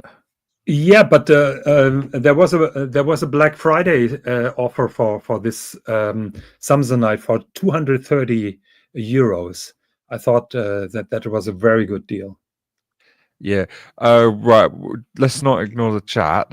I've got a M2 Carlino saying sell your Bitcoin. This is a spike triggered by Elon Musk. Look at the charts. It was 85 in 2020. Well, we are waiting. We're waiting for years to for the Bitcoin to drop, and sometimes it does. I have Bitcoin myself, and at the moment I'm pretty happy. Do you have? I haven't got Bitcoin, but I got all sorts. Just not Bitcoin. I got Filecoin, Solana, a little bit of Ethereum. Let me have a look. Actually, I'll tell you exactly what I got. XRP, mate. I put five grand into XRP. That's right now $30,895 right now. Oh, like not 31, bad. 5 grand to 31 grand. Yeah, really good. Solana, Polkadot, Filecoin, Decentraland, Pepe, Bonk. Wow. And then the other one is Fet.ai. Fetch, basically. Wow, you're diversified. Yeah. I'm not selling anything. If the crypto hype is going down, everything goes down. But it's not going down. It's bloody. It went down The low was probably about a year ago. Mm. That's when it really went. Like, it goes in cycles, and Yeah. right now we're now on the. I mean, listen, Donald Trump has just put a rocket fuel underneath this thing. Do you think that will sustain? Well, I regardless of what Donald Trump's just done, the cycles was about now anyway that we were going to start to see prices go up. So prices were already going up even before Donald Trump appeared at the crypto conference in America, saying, you know, he's going to do amazing things for the industry. But yeah, I'm going to just hold. I'm holding. I think about a year from now, I'm going to plan to sell everything. That's my plan. Okay. Yeah, I plan to hold as well. Yeah. Okay, so we have here a question about Aldi and Lidl. Atmos. Atmos? Yeah, there was a question about the Atmos clock. One second. Let me reply to that. Marcus Mandelis. I presume Aldi is the same as Lidl. They're different competing companies. The concept is pretty similar, but they're not the same competing companies. They are. So yeah, both bargain supermarkets, but they're definitely independent. They're competitors. I can tell you a little bit about the genesis of Aldi, and Aldi were the first one to invent that system. So Aldi basically started as having a naked hall with bare bone lighting, with bare bone shelves. Most of the stuff has been still packed in cartons, and the main annoyance was that you had to line up at the cashier for at least half an hour. Because and when they start new shops, they just build them really quick, really basic. And when they stack the shelves, they literally just take the cardboard box off the pallet and put it on the shelf. Like, it's all about the efficiency. No cost to be spent, all about efficiency and the quick buck. I mean, the Aldi that I've got here isn't the Spanish Audi. Is like, obviously it's German, but the Audi that we have here in Spain, it's not really that great. But I went to the Audi in England with my dad, and I was so impressed. Like, the product selection is much better there than it is over here. So Sam is saying, Mohammed, yes, great panel, thank you. So Strider, not sure. This is saying enough, Higgins. He's had enough. Oh shit. Please say yes. Okay. Yes. There you go. Good to see you, Higgins. I will. Amir, good to see you, man. So Jamie, will you date this for his 25th birthday? Me? Yeah.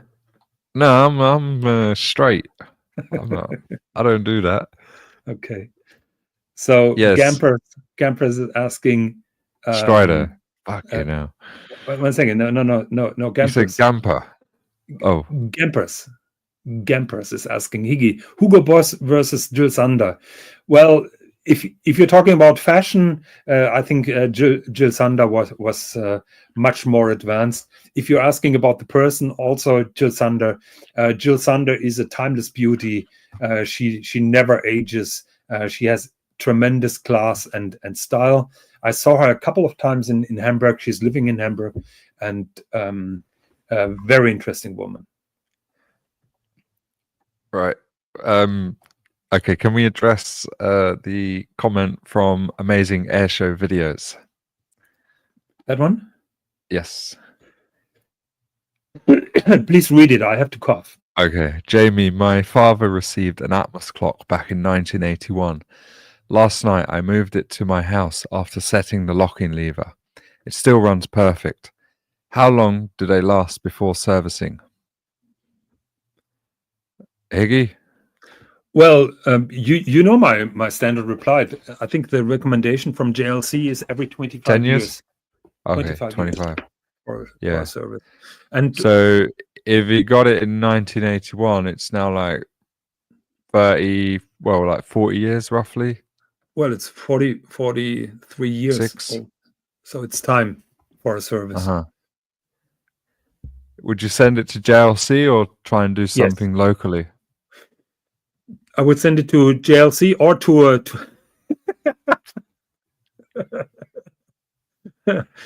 Dodger is making pictures of rockets, so I guess he's a big, Well, I'm not. fan of Elon Musk.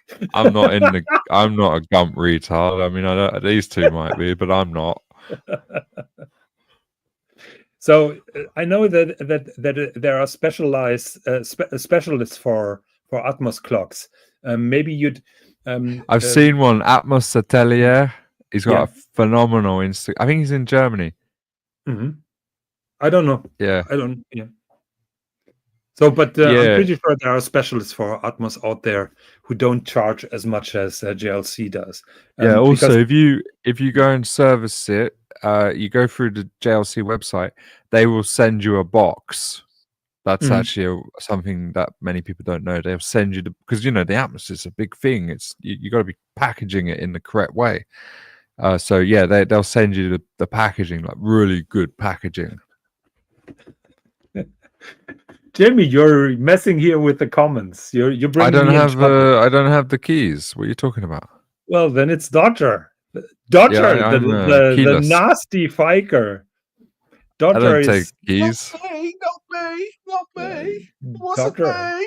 Dodger. My God. Okay. I found a new use. Can I show my new acquisition?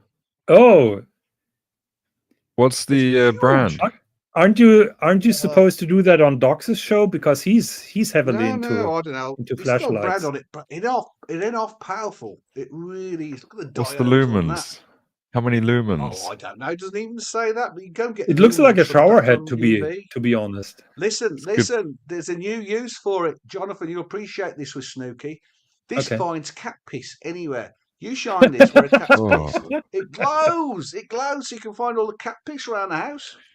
Good for Oh, a bit you of have that cat piss. late night UV gardening. light. Yeah. Burying watches and whatnot. It also finds sperm Yeah. stains, but that doesn't happen in the house of Dodger. Yeah, you can take it to the hotel and find sperm Yeah. stains. Yeah. Ah, useful, not just for Strider. watches. Strider. Oh, Strider, man. Strider alert. Oh, Hey, sorry. also Mr. Come on, mate. Shit. Okay. Sorry. Fucking Strider. hell. Strider gifted 5 memberships to the ArchieLuxury live stream as a gift. Thank you very much, Strider. I truly appreciate that. I'm not Really in appreciate that, YouTube. You didn't have to do Jamie, that. can you see who received the membership? Absolutely. Do you want me to share my screen? Yes, please. 1 second. Jonathan, I think we've also missed another super chat further up. Crap. Did we do it though? Yeah, P-Clan. P-Clan, I will address done that. Okay. in a second. Yeah. Oh, Strider, you shouldn't have done that, man. Can you see it? It's very Yeah. kind of you, So this has been gifted a membership. Alexander F has received a gifted membership. New Jack City, Jax, good to see you. Jax, you're always asking. Snooky is doing very well. The Love nasty bits, love little Jack. fiker. He's doing really well. All is good with him. Jefferson Exotic received a membership. So those are 4 now. Who is the 5th? There should be another one. Yeah, I think you blocked somebody who No, received... I didn't do nothing, man. No, I didn't do you, nothing. You personally blocked somebody. Me? Yeah. No. And It that is says Mikey. It wasn't me. Don't blame me. No. Wait 1 second. Oh, you got a YouTube. pocket. It wasn't me. I don't do that. No, I want to find the last one. ArchieLuxury live stream. Second. I'm in the different module here. I can't believe you're blaming me. Never. I would never do that. So 1 second. Okay, just check your Who facts. gets the blame for everything? Blame it all on looks, I do. Blame the cat, yes. Blame the cat. Okay. 1, 2, 3, 4. Only four memberships. Yes, 2. I have no idea. Okay. Well, Okay. if someone new comes along, it might give them one. Yes. We will see that. Okay, now we have to go back to P-Clan. P-Clan, $2 Aussie. Thank you very much for your kind super chat. good on you guys for streaming. Much appreciated. Thank you very much. It is for you people that we're doing it, and thank you very much for your support. Yeah, we're trialing as an alternative to the Lux show. Let us know your feedback. Yeah, and maybe if we outshine that nasty person Lux, we can replace him and run our Archie's own hedging his bets right now. He's just trialing this show, and he'll go with the winner. So Spunky Hunk is always good for a nasty super chat. Jonathan Quill Higgins considers second-hand watches prices to be inconsequential, as his horological masterpieces were largely acquired through self-gifting on the proceeds of his moonlighting activities. Wow. You're wrong on many fronts here, but I will. Do you know what moonlighting means? You have to explain that. Yeah, Why is he moonlighting. wrong? I know You have to the old explain, series explain. Moonlighting. I know the old TV series. It's an Moonlighting. expression. Yeah, for running a It's prostitute ring. Yeah, well, kind of. Yeah. It's like let's say you're working for Archie, but on the side you're moonlighting for Curly. Yeah. The 60% shakedown, you mean? Yeah, so along those lines, yeah. So you basically, what you're saying is you've been doing some moonlighting, and out of that you've been giving yourself some self-gifting some of these items. Is that? Yeah. Do you agree, or what? Like, no. Is that true? No, everything that I bought comes from my hard-earned cash or from some shameless flipping. There you go.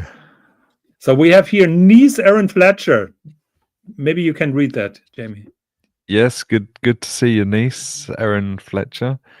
Lovely to see you this morning, and Merry Christmas.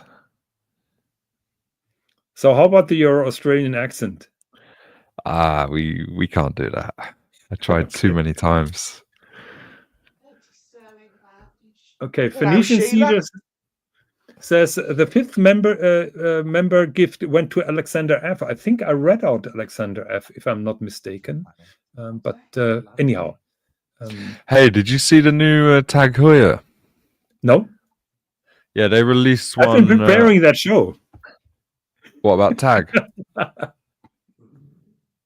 Have you seen it or not? No. Is would it you on like to see monochrome it? or yeah? No. It's not monochrome. Okay. Let's go direct to the source. Oh, okay. Look at that. Wow. Formula One. Okay. Also plastic now. Or is it coated metal? It's quartz. 20th says Oracle Red Bull Racing. Limited to 5,000 pieces. I mean, free. Okay.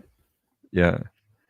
I'm reading here on a very. I mean, the strap is amazing, right? Look at the strap, the rubber. Okay.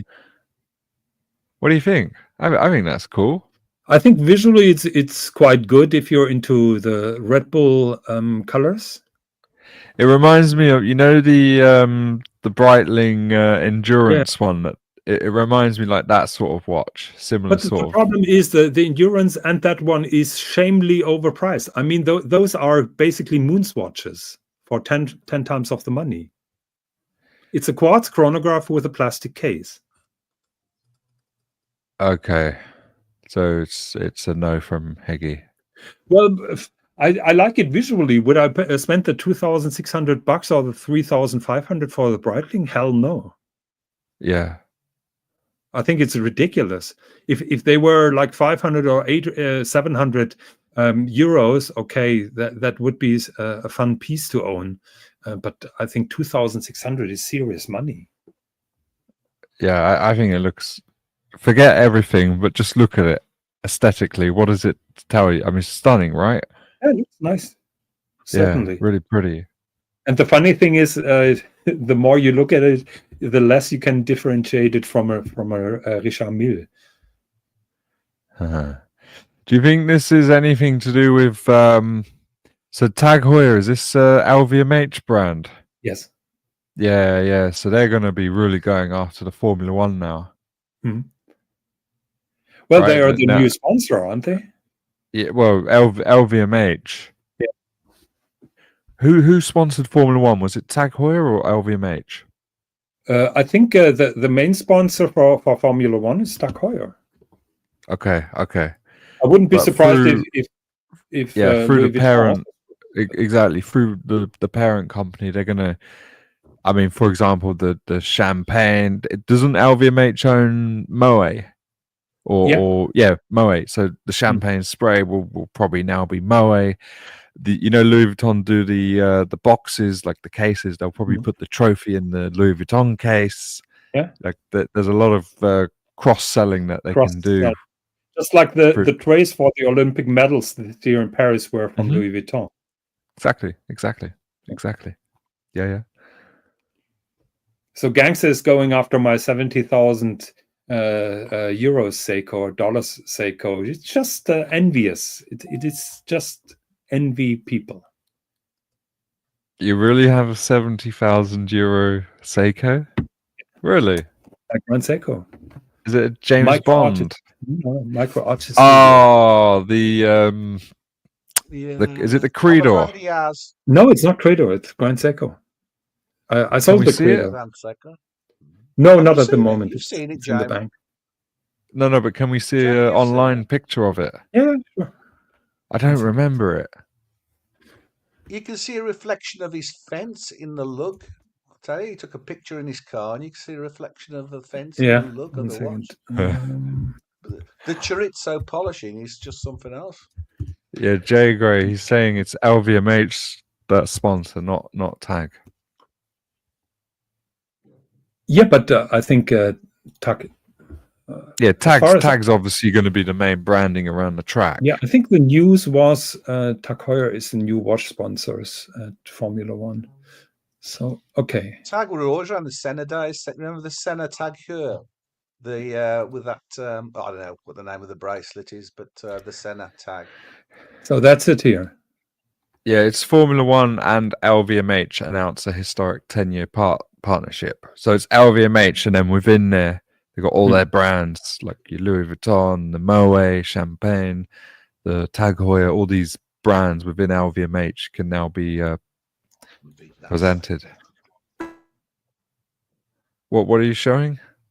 That is a Grand Seiko, which is 70,000. It is only, I think, 65 or something. But is it special? Like why is it so much? Because it's platinum and because of the movement. 1 second, where's the movement? Here. I remember you. Yeah, is it as a river or something like that? Micro arches, yes, the shape of the river, inward angle, wide rounded anglage here. So that's absolutely fantastic. Okay, Dodger is showing his Seiko. My 100K Seiko has a date on it, 1977. Never stopped, never missed a beat. 100K, that was Spanish. 100K. That's Spanish. This is Spanish. Jueves. No, it's jeudi. It's French. Oh, okay. The day. Yeah. Lunes, martes, jueves. It does every language. It has the day in every single language there is on the planet. You can choose. It's electric. Quartz. Oh, it might be. It might be. Yeah, that was a watch that Dodger bought from his check, wasn't it? My first watch, I bought in 1977 with my first paycheck of the second one, because I was getting £28 a week, so it was the second, and I borrowed some off my mum, so that was actually the second paycheck. So Marcus Mandel says if it's good enough for Bond, it's good enough for me. I can't disagree with that. Pacific Turtle likes my Grand Seiko. Okay, so I prepared something else. Now let me see if I find that. Whilst you're doing that, can I just show you something? Okay. Is that all right? Please. Yeah. Please share. Please share. Just whilst, and then we can close the window on this subject. Mhm. So this is the like the press release on Formula One's website. Formula One and LVMH, rather than specifically Tag Heuer, because yeah, LVMH, that's like the parent company, and within you've got all the You know what LVMH stands for? brands. Louis Vuitton, Maison, No, bollocks.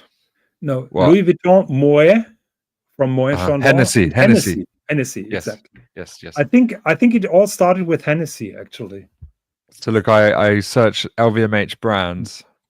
Look at that: Dior, Givenchy, Bulgari, Dom Perignon, Fendi. I mean, this is ridiculous. Talk about a monopoly. Yeah. These guys are out. Tiffany, Belvedere. That's vodka, isn't it? I mean, it's phenomenal. All the brands: Celine, Kenzo, Loewe. Yeah.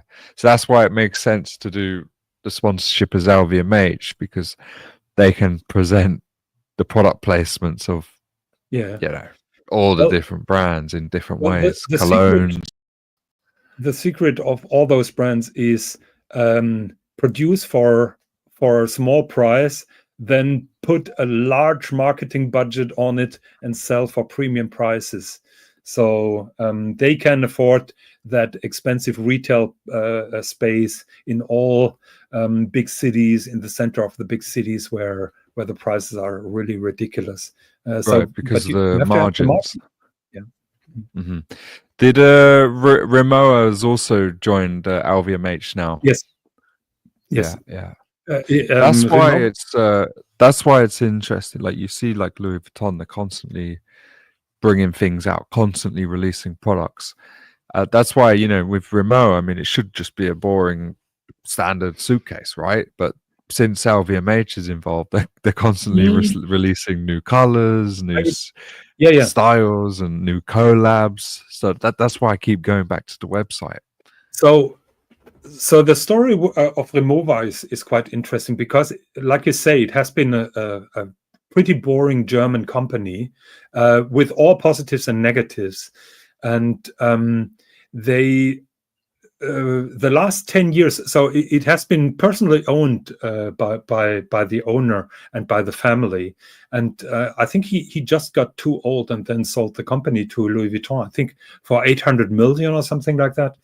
So he made good cash out of the company, but the 10 years before Louis Vuitton bought them, Rimowa tried to shift from utility to luxury, and they simply didn't have the money to do that.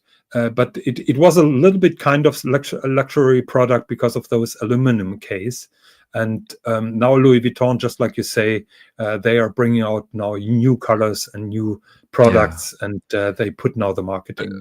Also they're doing you know, the influencer marketing. So you'll have a very famous let's say Blackpink, the band, the girl band from South Korea, or they'll all be posting on their Instagram with this, you know. So it's kind of just like the Louis Vuitton of the suitcases now, with the mass marketing, mass produced crap.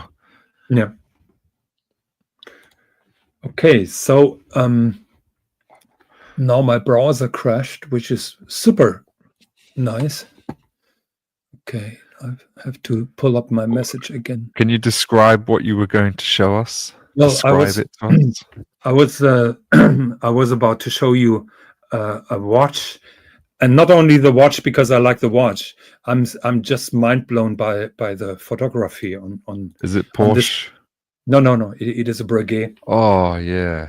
And this is a long time favorite of mine, which is the Breguet reference 3130 or 3137. Both have the same face, but the 7 has a transparent case back and massive decoration on the movement. Now, I absolutely like that watch. It is 36 millimeters. It wears a little bit bigger than 36.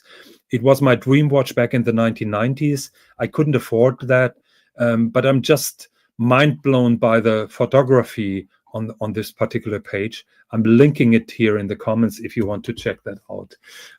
Now, I like sharp, crisp photos, and just look at the amount of detail that you can see here on this dial. And I just love how this web page is doing the presentation of their watches. Okay, so it's a 36 millimeter. Yeah. You think that's okay? It is. I think it's absolutely okay. I was wearing that watch very often. I was selling it quite often. I could not afford it back then. But that's in the old days. Yeah, but still, in the old days, 36 was kind of okay, but today, 36 might be a little bit small. Today it still looks good. I've been trying it on 3 years ago. It still looks fantastic. Yeah. But look at the photography. It's just beautiful, isn't it? So what is this? You got moon phase, power reserve, date, small seconds. No, okay, not small second. Date. Yeah. Doesn't have a small second because the movement is an old Frédéric Piguet 71 with a decentral rotor here. So you see, it's not a full rotor. It is a decentral rotor, and here you can see that is skeletonization on the rotor, and also beautiful engraving here on the movement plates. I mean, how can you not love that? Wow. And by the way, what's the material of the case? Is this a white gold watch or white gold? Okay, white gold. But we were the importer of Breguet in Germany was very well known at the shop where I was working, and like I said, I sold a lot of those watches. And one year he offered the platinum watch for the same price of the white gold watch, and I sold many in platinum. And you turned it down, obviously. I couldn't afford it. It was just the platinum was like 50,000 Deutschmarks. A GMT Master was 4,000. So since then, it's kind of been. Is this on your mind that you want to get it? Yeah. And I will get one very soon. It looks like. So, what's the price? This is 2019. This is now $20,000. If you search hard, you can find it below $14,000. Wow, it's automatic or manual wind? Automatic. You can see it from the rotor. One feature here is it has an open mainspring barrel here. You can see the mainspring actually. Usually this is covered, but this is an ultra flat movement, and they left the mainspring barrel open. Doesn't the oil look at leak out of that? The oil. The oil, yes. You mean here those particles here? Yeah, which is usually the coils are oiled, aren't they? Yeah, they are. But I think those remainders of plastic are to give a kind of isolation between the mainspring barrel house and the mainspring. So I think that is plastic. I don't know if that belongs to it or if it just squeezes out. So certainly somebody has to look after that. What about the age? Well, it's very easy to determine the age of those watches because they had flat lugs here, and when they are polished too often, those lugs are getting rounded. Here the lugs still look pretty okay. Yeah, but doesn't it say the age of the watch? He says it in the ad. I think he says 2000. Yeah, that's roughly 2000. So those were produced 1990s, 2000 until 2010, if I remember correctly, for 30 years. And that has been one of the very first watches that has been made for the rebirth of Breguet. You know, Breguet was acquired by Chaumet, but Chaumet didn't go anywhere, and then Breguet was sold to Invest Corp, which is an investment bank. Arab how do you say, like an investment bank? Yeah, it's an investment. Invest Corp. There is a bad word about them. How do you call those those financial investor? Oh, just investment banks. They manage capital, invest capital, generate. So, but there is a negative term. I'm not getting it now. So, but just leave them alone. Yeah. Then let's just focus on the watch. So the mission was, can you do me a favor and zoom in on picture one? Yeah. You know what I find fascinating is they put. So if you scroll down a bit, go down a little bit. I really find it fascinating that they actually put the serial number of the watch on the dial. Yeah. Like, this isn't the model number. This is actually a unique serial number to the watch. Yes. And you That's also find really that on the case interesting. 446. The funny thing is many sellers on Chrono 24 are obstructing that number on the dial, not realizing that it's being repeated here on the case back. Yeah.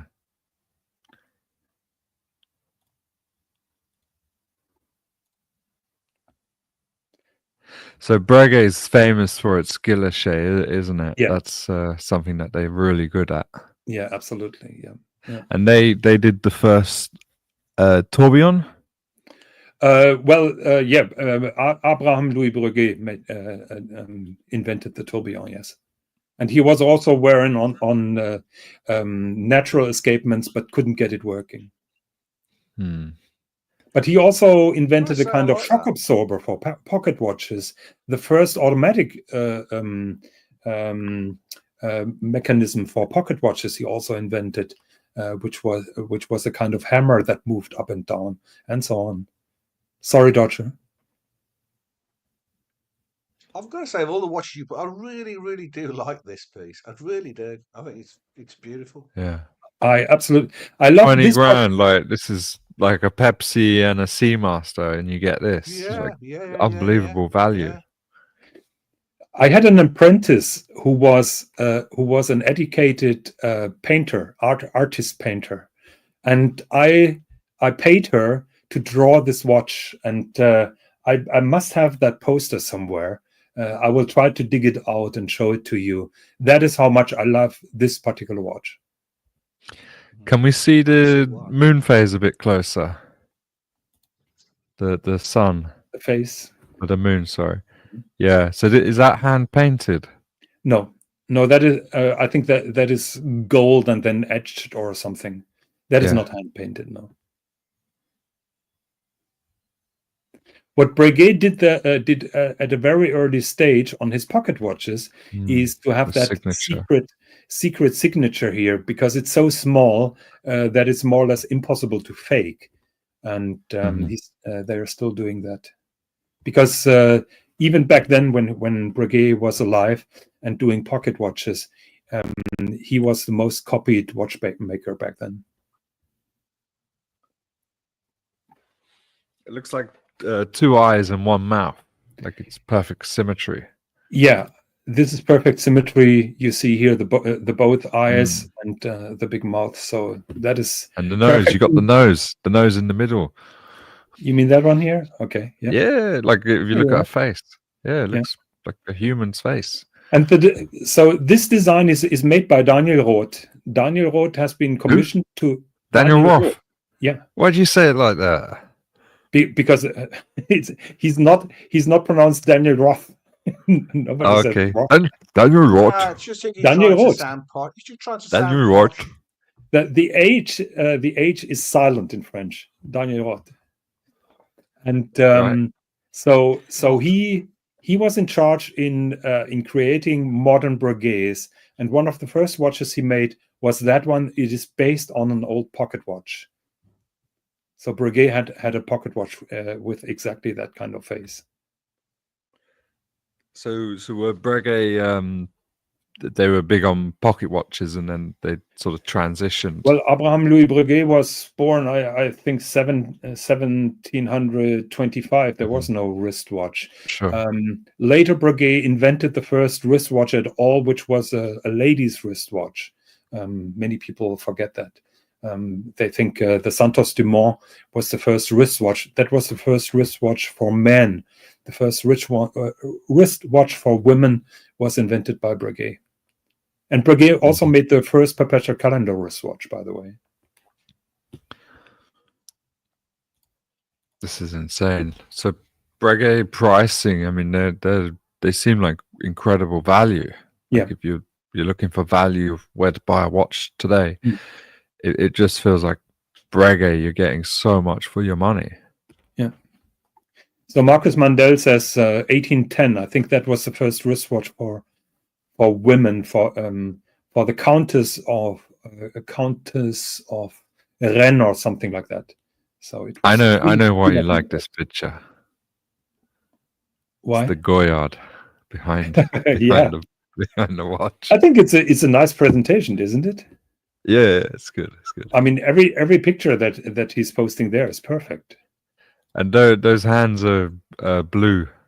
Yes. Blue, like heat treated. Heat blued, and those are the classic Breguet hands. Now have a look here. Somebody fucked that up here. The coin edge here. Somebody, you put a knife here in that little space, but somebody tried to pry here with a knife down Why there. Why would you do that? And I don't know. Somebody Why ruined would you put a knife? Is it to open it? Yeah, to open it. Like on a pocket watch, yeah, exactly. You can have those knives that open it. If you look closely here, it seems that this has been filled up. Okay. Yeah. So it is not the perfect watch. So coming back to the hands, are they gold and they're heat treated? Like, no. Or how what's the material? If you heat treat, you have to use steel usually. So your rotor on that world time of yours. That is a big exception. Okay. I said usually. So Anderson Genève has a patent on heat treating gold so that it turns blue. This is a patent that is owned by Anderson Genève. Nobody else is allowed to do that. And it's a different on the blue. There's also something about the I was reading about Breguet recently about the hands. I mean, I'm not sure exactly, but the circle on it, there's something what it represents. You mean here that circle? Yes. Those are called pommes de Breguet. Those are Breguet apples. Okay, right. Those are Breguet hands, and they are called pommes de Breguet. Can you tell us more? What does it mean? Like, why are they doing that? Because apparently that is an apple shape to some people. Yeah. That round thing, of course. That's cool. Very nice. And can I ask, is the dial white gold as well, or what's going on here? As far as I know, the dial is gold and silver plated. Then. Okay. So they use a gold blank, then put all the engraving or the guillochage on it, and the final step is then to silver plate it. And do they hand paint the indices? No. Okay. No, that is a kind of cliche. Yeah, it is stamped. It is that cliche stamping. Yeah. Wow, this is stunning. But I've been at the Breguet boutique, and I had the privilege to do to work on a guilloche machine. So what they do is when they take the blank, they start here with those circles to define those fields, and then you see they're working then on each field separately. So those grooves are not by accident. Those grooves are there when you slip out a little bit with your engraving tool that you're not scratching the dial. So those grooves are deeper, and when you go over the edge, then your tool is basically in the air. You just have to be careful not to come to that part here.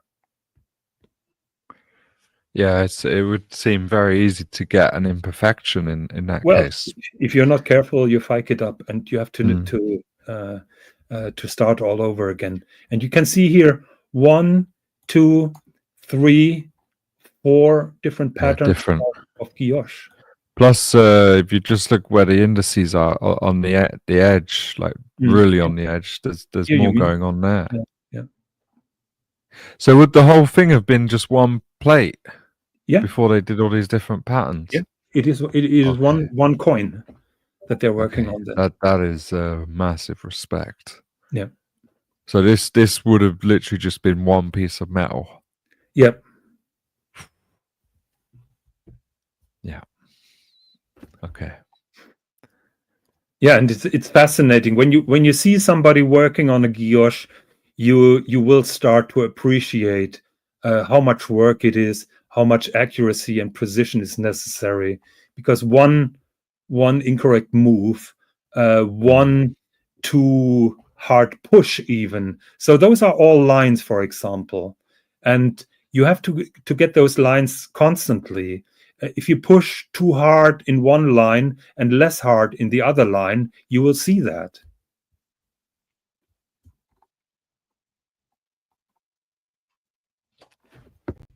Wow.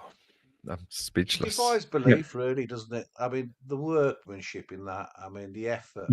Is it just one person, Jonathan, that would have done all the guilloche, or is one? No. There used to be only a handful of people, but they are educating now young people to become guillocheurs. I think it takes 4 or 5 years until they are really ready to do all kind of guilloche. They're starting on simpler dials, and then they move ahead. So it takes several years to educate those people. They're also rebuilding those machines because they don't have enough of those old machines anymore.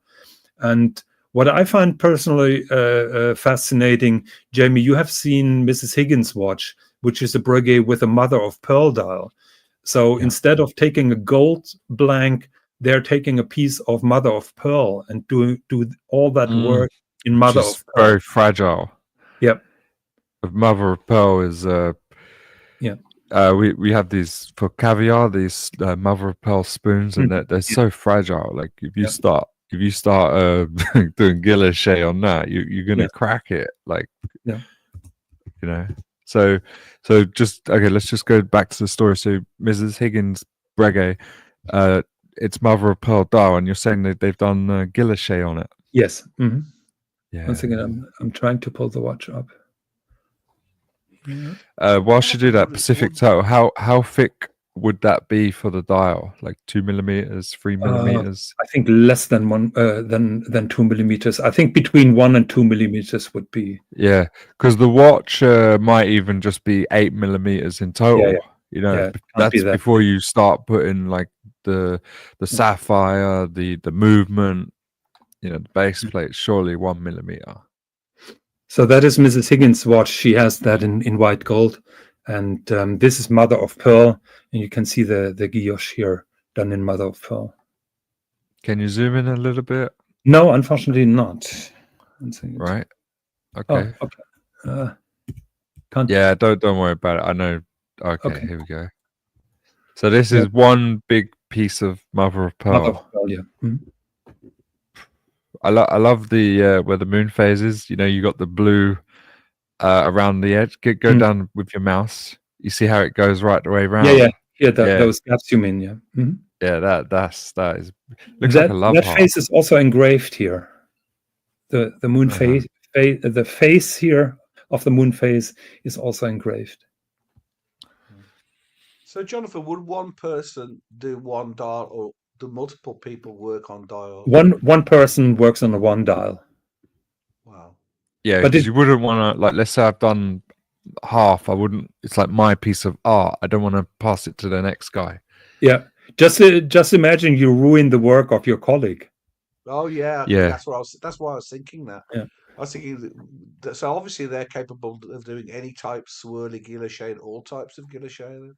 Yeah, but not everybody. And that guillocheur that I was talking to, he told me what the most difficult guilloche is actually on the Breguet Marine, because it doesn't have a flat dial that is slightly curved. Ah, So it's domed. Oh Christ! And he said that is the highest level of guilloche to get that right. I can't even turn something on a lathe, let alone do something as intricate as that. Yeah. Does Breguet make anything other than watches? Do they do any like clocks, anything like that? Not that I'm aware of.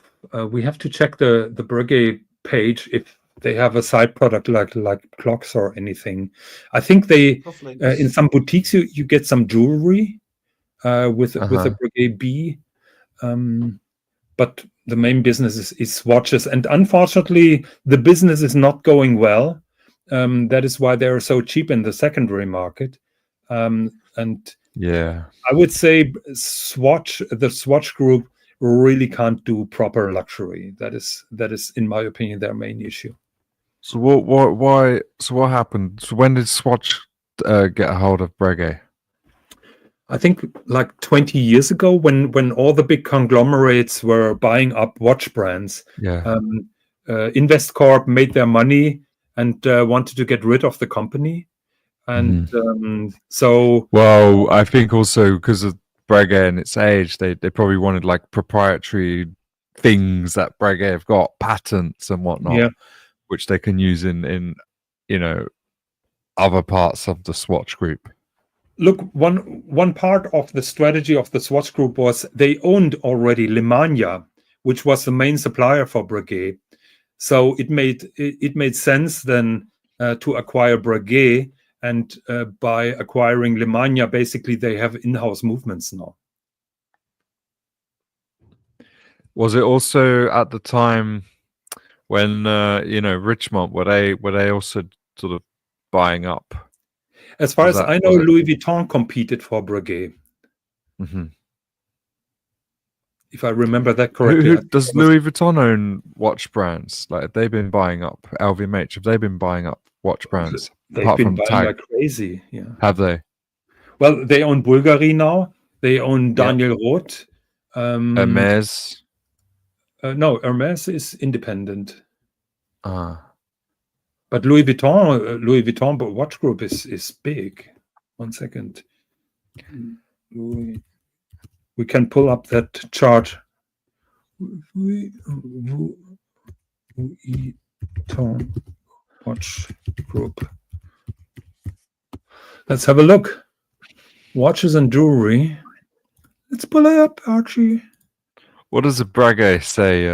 If you see someone with a Breguet, like what do you think of the guy? What does it say? I think it's pure class. I was talking yesterday with a very good friend of mine, female friend, who is also in the watch community, very interested in watches, and I showed her this particular Breguet, and she said somebody wearing this particular watch is true class. Can't get better than that. Yeah, really. Key to the city. So, okay, so watches and jewelry, Louis Vuitton group. Let's see. So they own Bulgari, Chaumet, Fred. Chaumet and Fred are the jewelry companies. Hublot, Tag Heuer, Tiffany, and Zenith.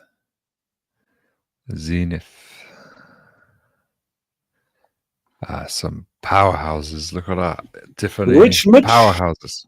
Thank you very much. Rich Mitch. Mate, this guy, Rich Mitch, he's asking about a watch for, this is what he needs, a Breguet. This is Rich Mitch. Yeah. You'll be the first and the last guy in Geordieland to wear a Breguet. I gave him that recommendation. Actually, I recommended that 3130 to him, but he said, I want less than 10,000 British pounds, and the watch is a little bit over. So I recommended him those Breguet watches already. But he said no. He denied. He refused my recommendation. But 10,000 is a really good budget for something classique, Breguet classique. Like they're not much more.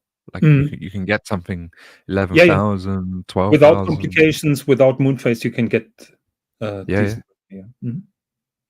Yeah, man. So that phone call went good. Yeah, it's on. Yes. Boom.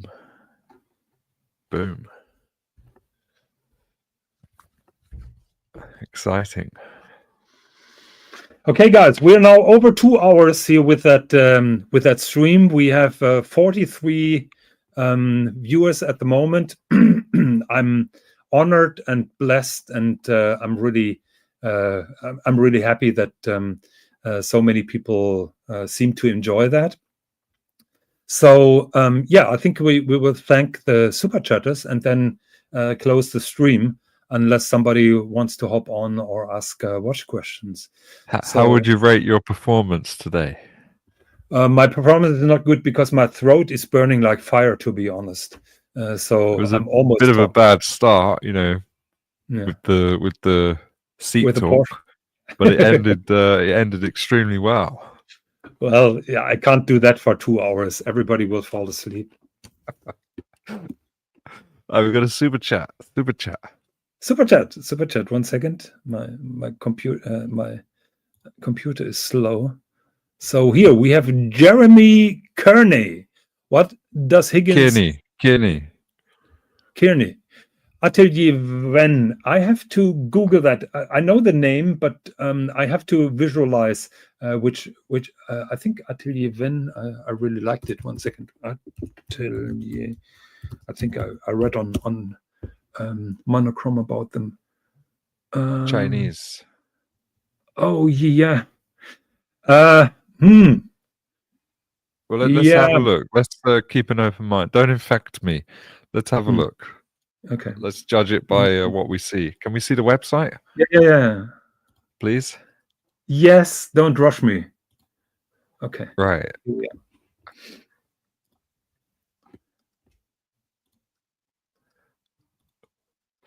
Okay. That is their line, which is which they're most known for. That is Perception. Mm-hmm. And I remember that purple one. That is the ladies. Oh, nice. So this is a Chinese watch brand. As far as I know, yes. Yeah, because people are talking about the future. Like it's not going to be long before China's coming out with something incredible. I mean, this is 640 euros, and it has a porcelain dial. I would love to see the movement. So that Odyssey, I really like. I like also the price. What I don't like is the other one, the other watch model, because it's too edgy and kind of weird. But edgy. Do you remember that when you said that about David Connolly? Edgy face. I got banned immediately. Yeah. I remember that well. Yes.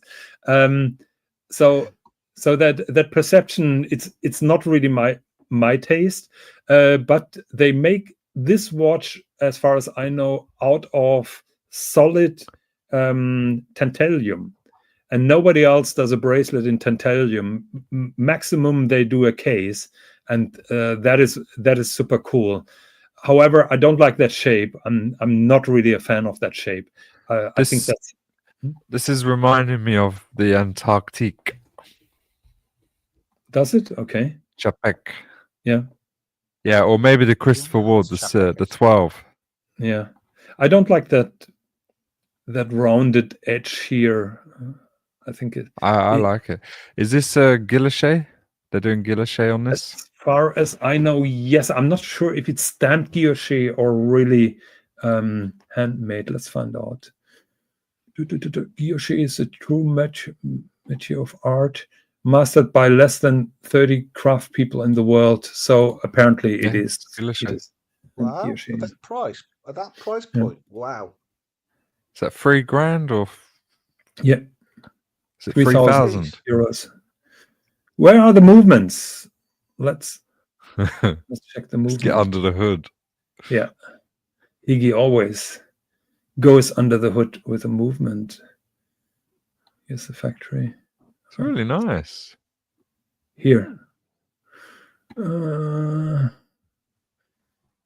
How is this a high beat original carb SL? So I would say it's probably a seagull movement. I'm not sure. Seagull movement. Okay, yeah, it wouldn't be in house at that price. Seagull. Yeah, that's the same movement in the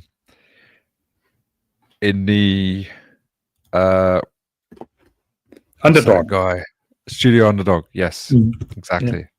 It's very, very pretty movement. Very pretty. Yeah, it's pretty. I mean, that is an old Valjoux movement. Valjoux from Switzerland. Yeah, which is now made in China. That's basically it. So, yeah, what is your opinion?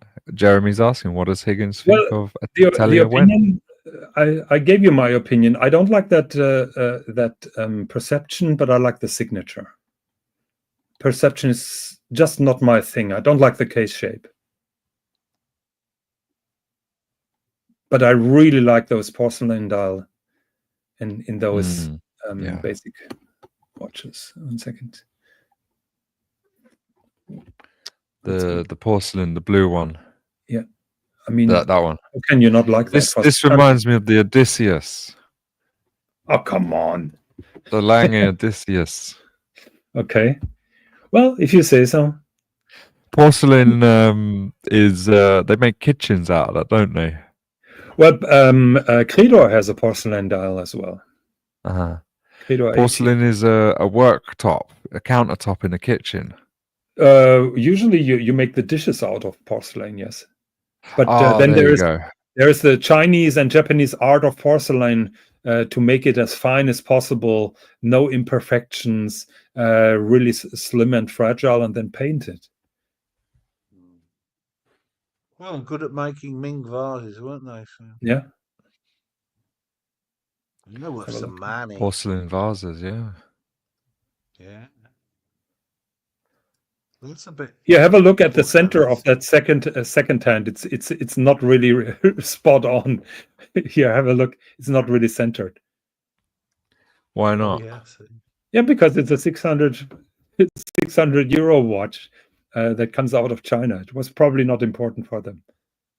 Well, why isn't it centered? Why do you say that? Ask the manufacturer. Yeah, but you don't know that for sure. I don't know why that is, but but it might be centered. Your opinion might be wrong. No, there is no opinion. I mean, it's clear. Jamie. It definitely looks off center, both shots. Well, I've got great eyesight. It looks perfectly fine.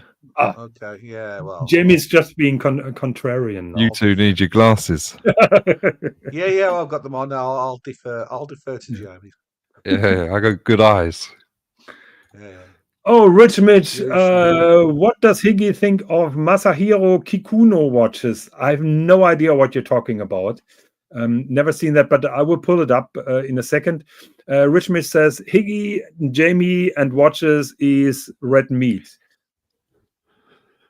Thank you very much. Red meat. Okay, what does that actually mean?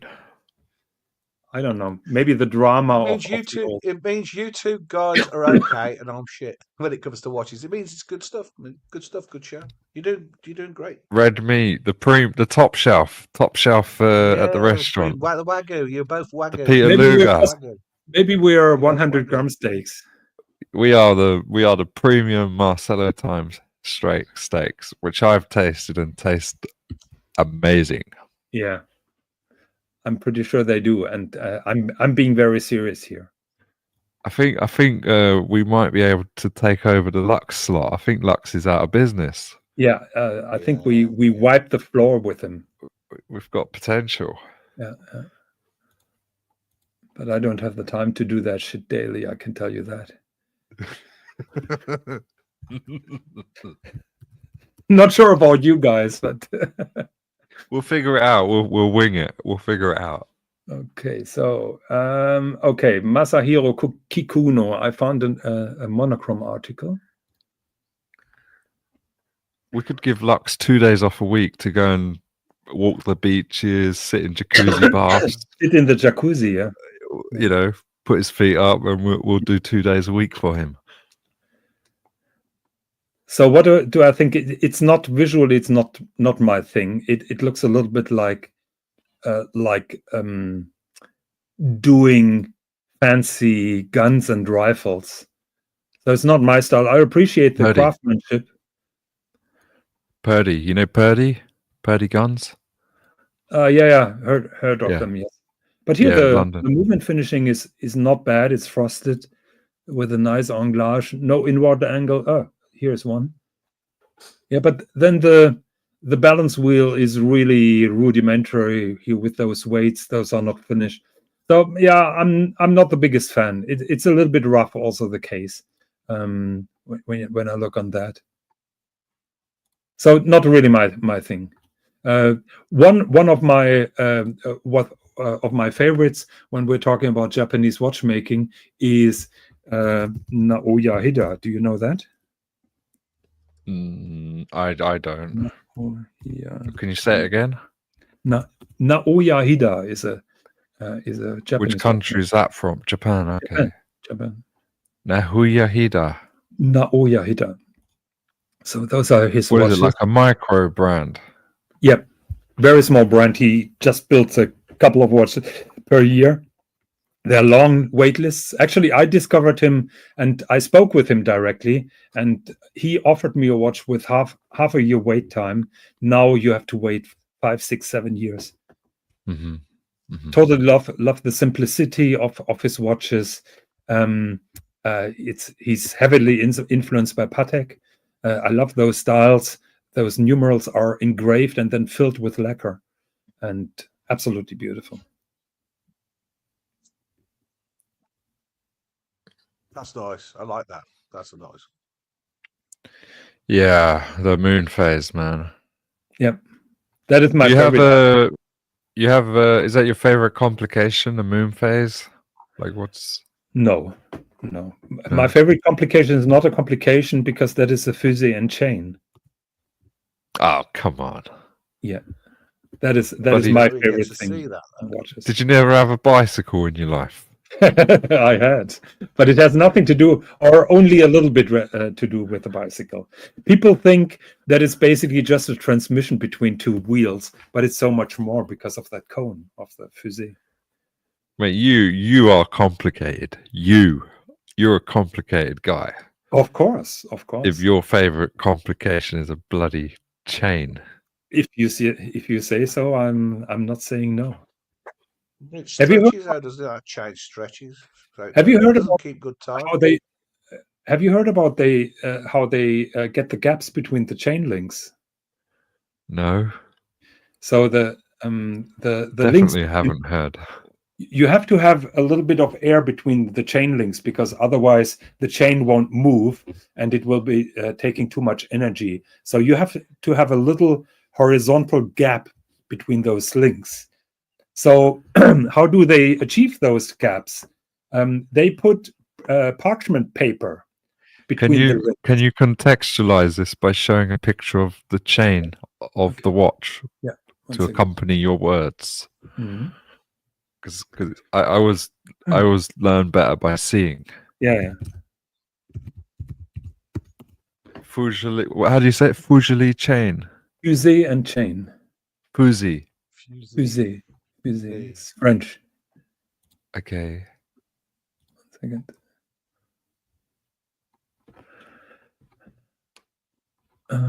Present.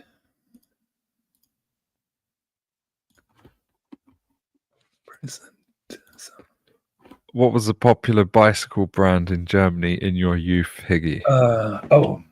Raleigh? Raleigh certainly was. I had a Raleigh. Chopper? No. German brands were there. And my favorite brand was Rixe. R-I-X-E. You never heard of it? I'm pretty sure. Okay. So so here, unfortunately, I can't make it bigger, I'm afraid. No. So is this inside your watch? Yes, that is inside of my watch. Okay, so it is like a bicycle, you know, with the gears. It is like the gears with a bicycle, but it is a snail. It is a snail cam. It's not really stepped. Does it go to like the second, third, fourth level? No. Okay, Yeah. Oh, it Yeah. does. Yeah. Why is that? It What winds does up. it do? It equalizes the different levels of torque in a mainspring. A mainspring, when you wind up a mainspring, the torque of the mainspring is the highest when it's fully wound, and the lowest when it's almost wound down. You serious? And it keeps I'm the serious. torque constant That is all the way through. Yeah. And that Doesn't lose power compensates. towards the end. That compensates the difference in torque, and it gives the Mhm. constant force. That's Okay, what. so for a layman like me, so when you wind it, Yeah. it goes to like the top level, and then as it uses its power reserve over the next 2-3 days, it Yeah. goes to the bottom level. Exactly, yeah. Wow, Because then the that lever is is higher. cool. Yeah, that's cool, Did man. you have any doubts that anything that I admire is not cool? But you never explained it to the layman. I explained it you 1,000 give it the times. complication. Yeah, I needed to interpret it for you for the layman. That's cool. That's Yeah, it really is. cool. It is. And that is old chronometry technology. And I think Lange started putting a fusee and chain in a wristwatch. Nobody else did it back then. So now, but let me tell you now about the difficulties, because those bike links, you have a central link, and then you have two links that are on top next to it. So you have 3 layers of metal, and you have 2 gaps. Can you overwind it, or is there some sort of clutch? Lange has a protection system where actually there is one link which is shaped specially, and when that link is up, then a lever falls and blocks the winding Yeah. system. When you're winding your watch, do you Yeah. see the chain moving? Yes. Oh, I'd love to see that.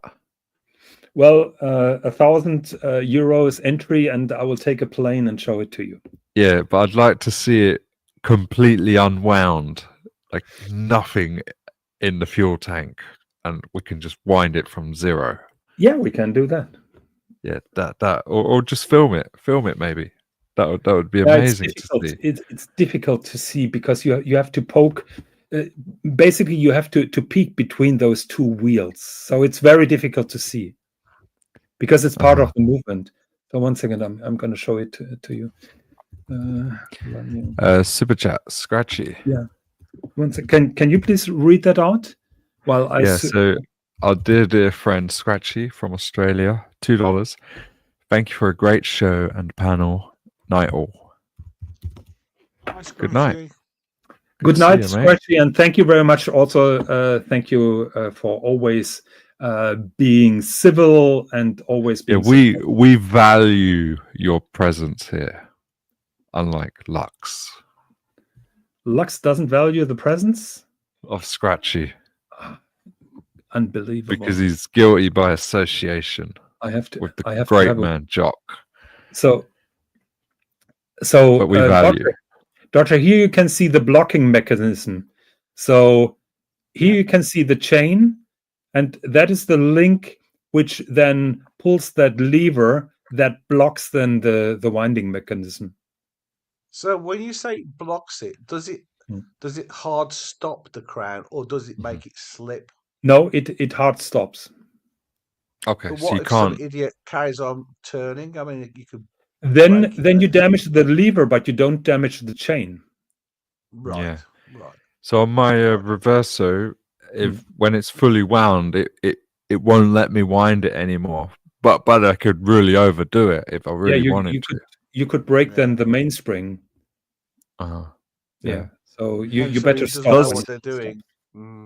You know, like because very similar to a bicycle.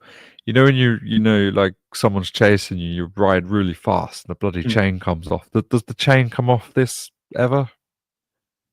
No, No. because it is in that track. So here you can see the movement of my watch, and you can see here the chain moving from the mainspring barrel, which is here, down to the cone, and the cone is also having a differential then inside. So it's not only a cone; it has a built-in differential. So very complex, very complicated, and you can see that chain going up and down depending on the position on the cone. This is actually the movement in your Richard Lange one. Yes. Mhm. Yeah. What's the no, is that actually gold? not. Actually not, because mine is a tourbillon. That is not a tourbillon. So mine is even more complex here. Wow. So, but what is this all gold? No, that is called German silver. That is a mixture Looks between yellowy. copper and nickel. It's not really silver. Okay. Yeah, it looks a bit yellowy. Yeah, it turns yellowy. So here you can see the different layers on the here you can see it pretty well how it's wound up. So here's the mainspring barrel. Do they put oil on the chain when they service it? In between, for sure. It will be. It will be cleaned and then oiled again.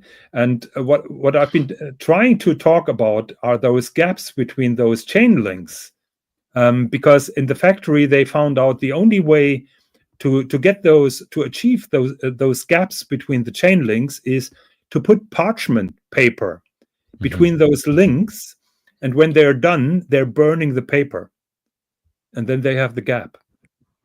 So how is it actually connected? Is it? You can't. Oh yeah. I can see that over on the left side how it's connected. on that big wheel on the left, that connects then down to the escapement. No, but what I mean is from each link to the other link. Is that what you call them? A link? The chain link? Yeah, it's chain link. From each link to the other link, you can see a little bit of metal connecting. Well, we saw it before. 1 second.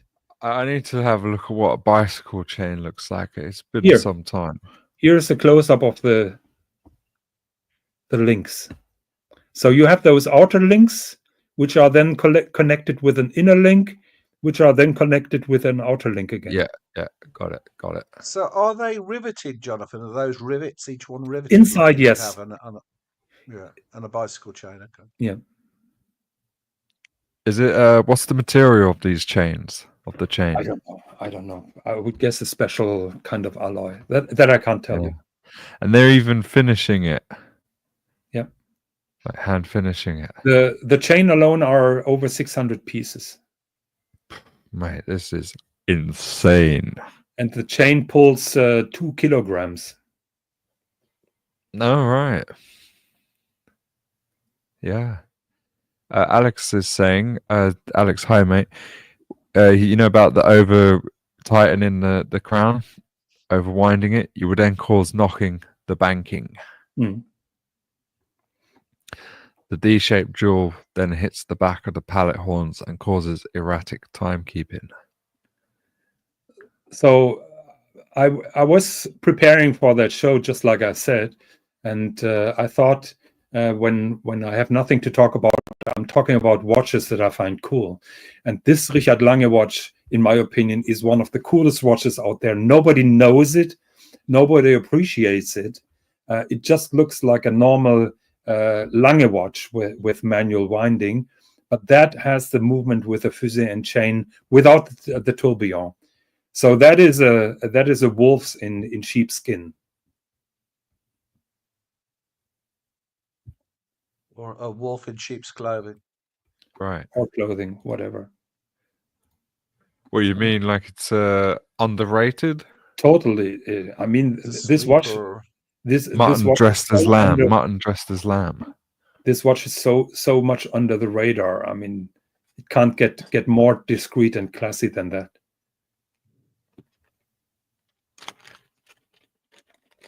What sort of money is that? Let's have a look at Chrono 24.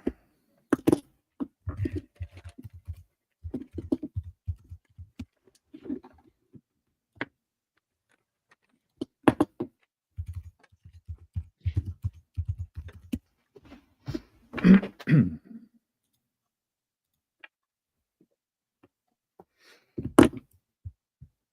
I can make it a little bit bigger. Okay, so those are Richard Lange's with a standard movement that is not the Polymerite. The Polymerite starts with a small second hand.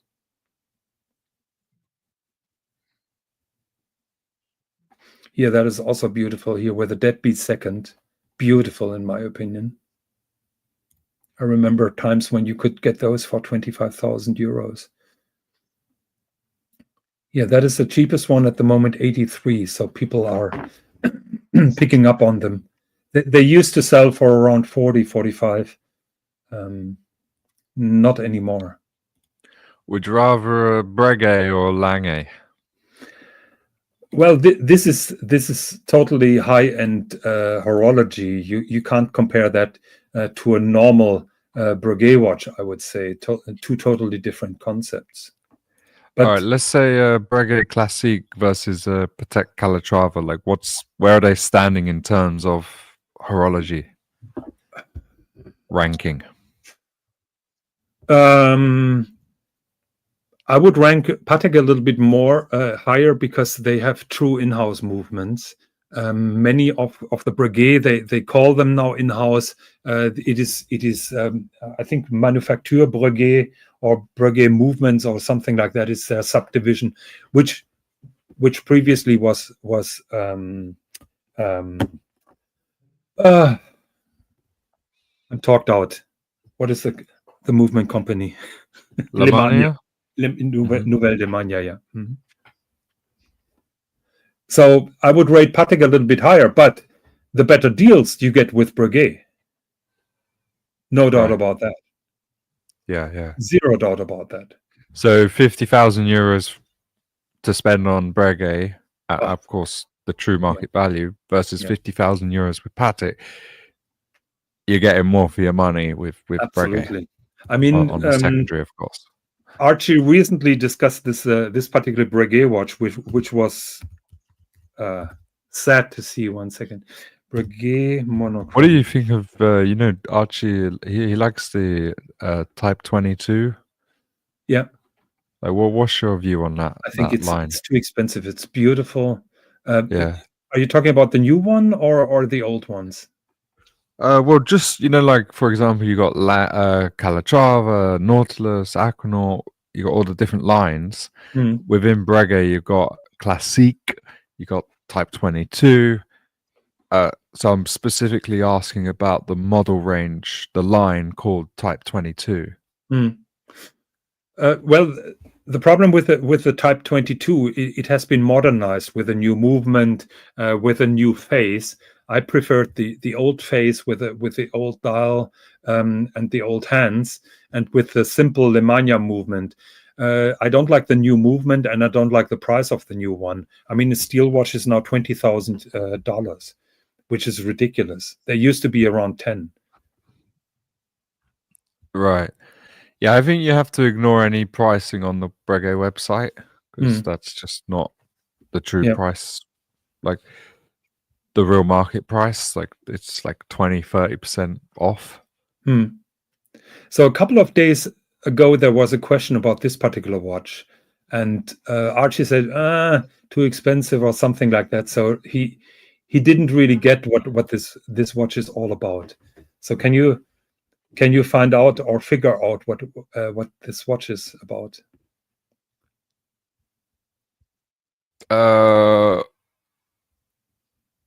So we've got the time in the middle.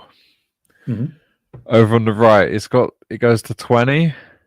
Sorry, on the left it goes 0 to 20. Is that the power reserve? Nah. No. 20. No idea what that symbolizes. I think that those are the marine chronograph. Oh, okay. That's kind of interesting. And on the right, the minutes. Power reserve. Okay, 55 hours then. So what is what special about the bottom? Right at the bottom, there's something there. I don't know what that hand is, to be honest. I think probably that is also a counter here that starts counting when the 20 minutes are over, but I'm not sure. But I wanted to talk about the movement construction of this particular watch, because those are two movement in one. So that you have one movement for the normal time only watch, and you have a separate movement, including a separate escapement for the chronograph. And why? So the two pushes. This is to start and stop the chronograph, or what? Why is there two? Well, that is a good question. Let's see here.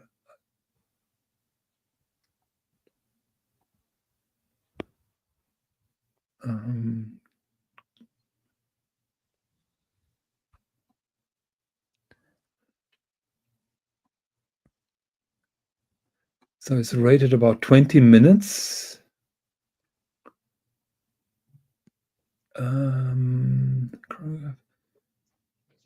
Only the chronograph is controlled by two brakes, which is also neat. I can't tell you about the pushers, which one is which.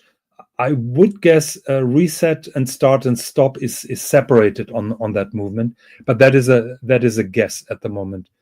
What I find cool about this is those are two dedicated movements, separate movements, one for the chronograph and one for the time.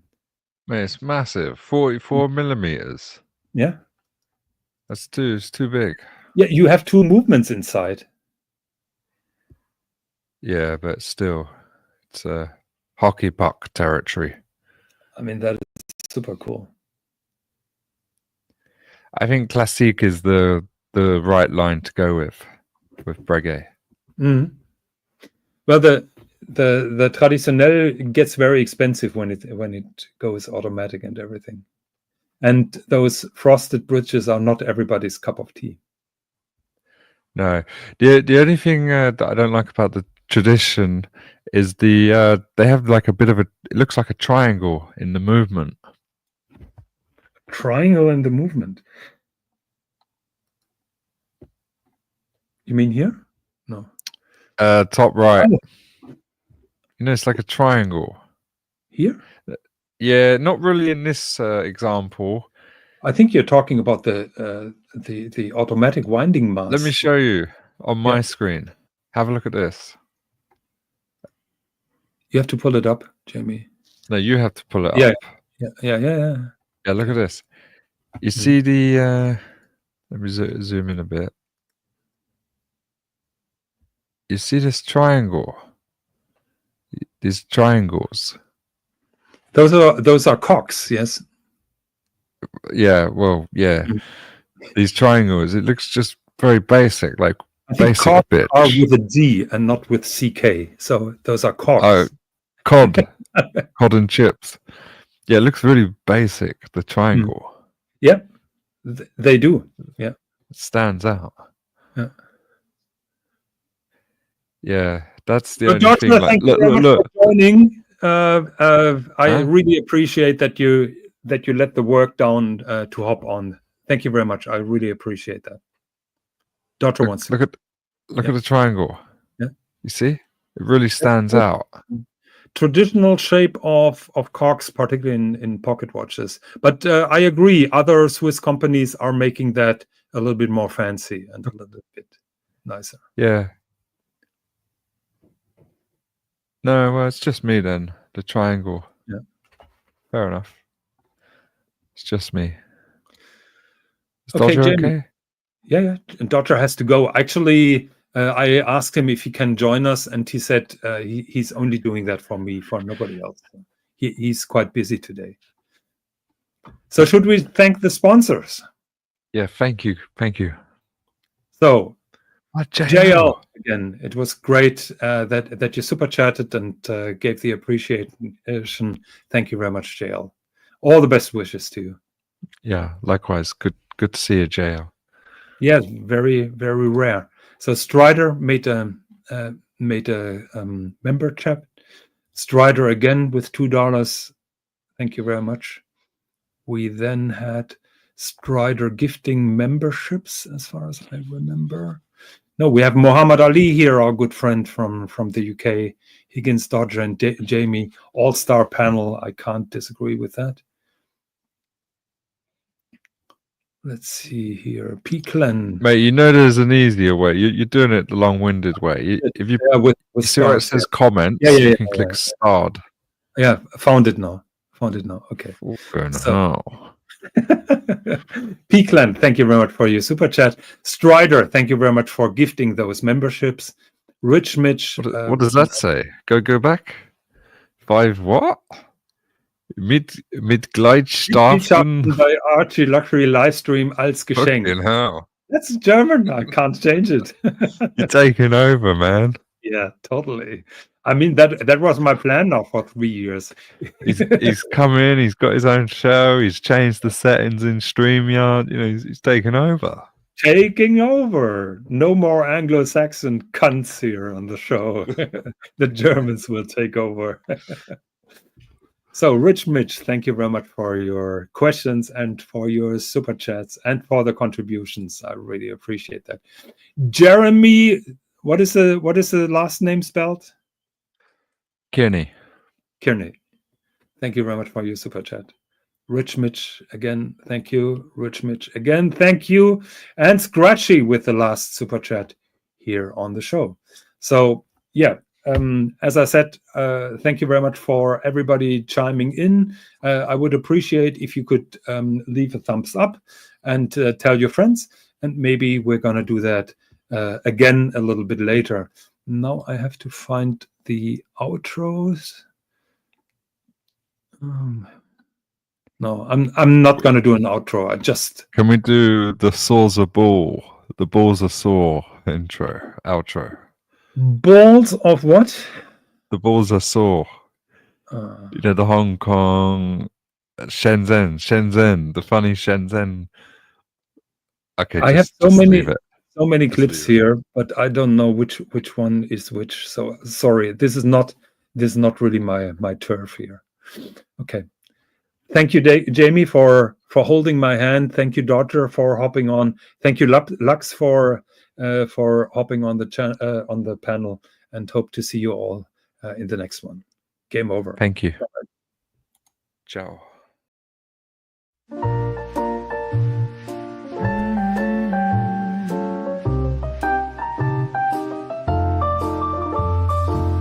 Do you mind if I stay for a while? All snuggle up in each other's arm. Do you mind if I stay by your side? Just looking at you, all the time to go.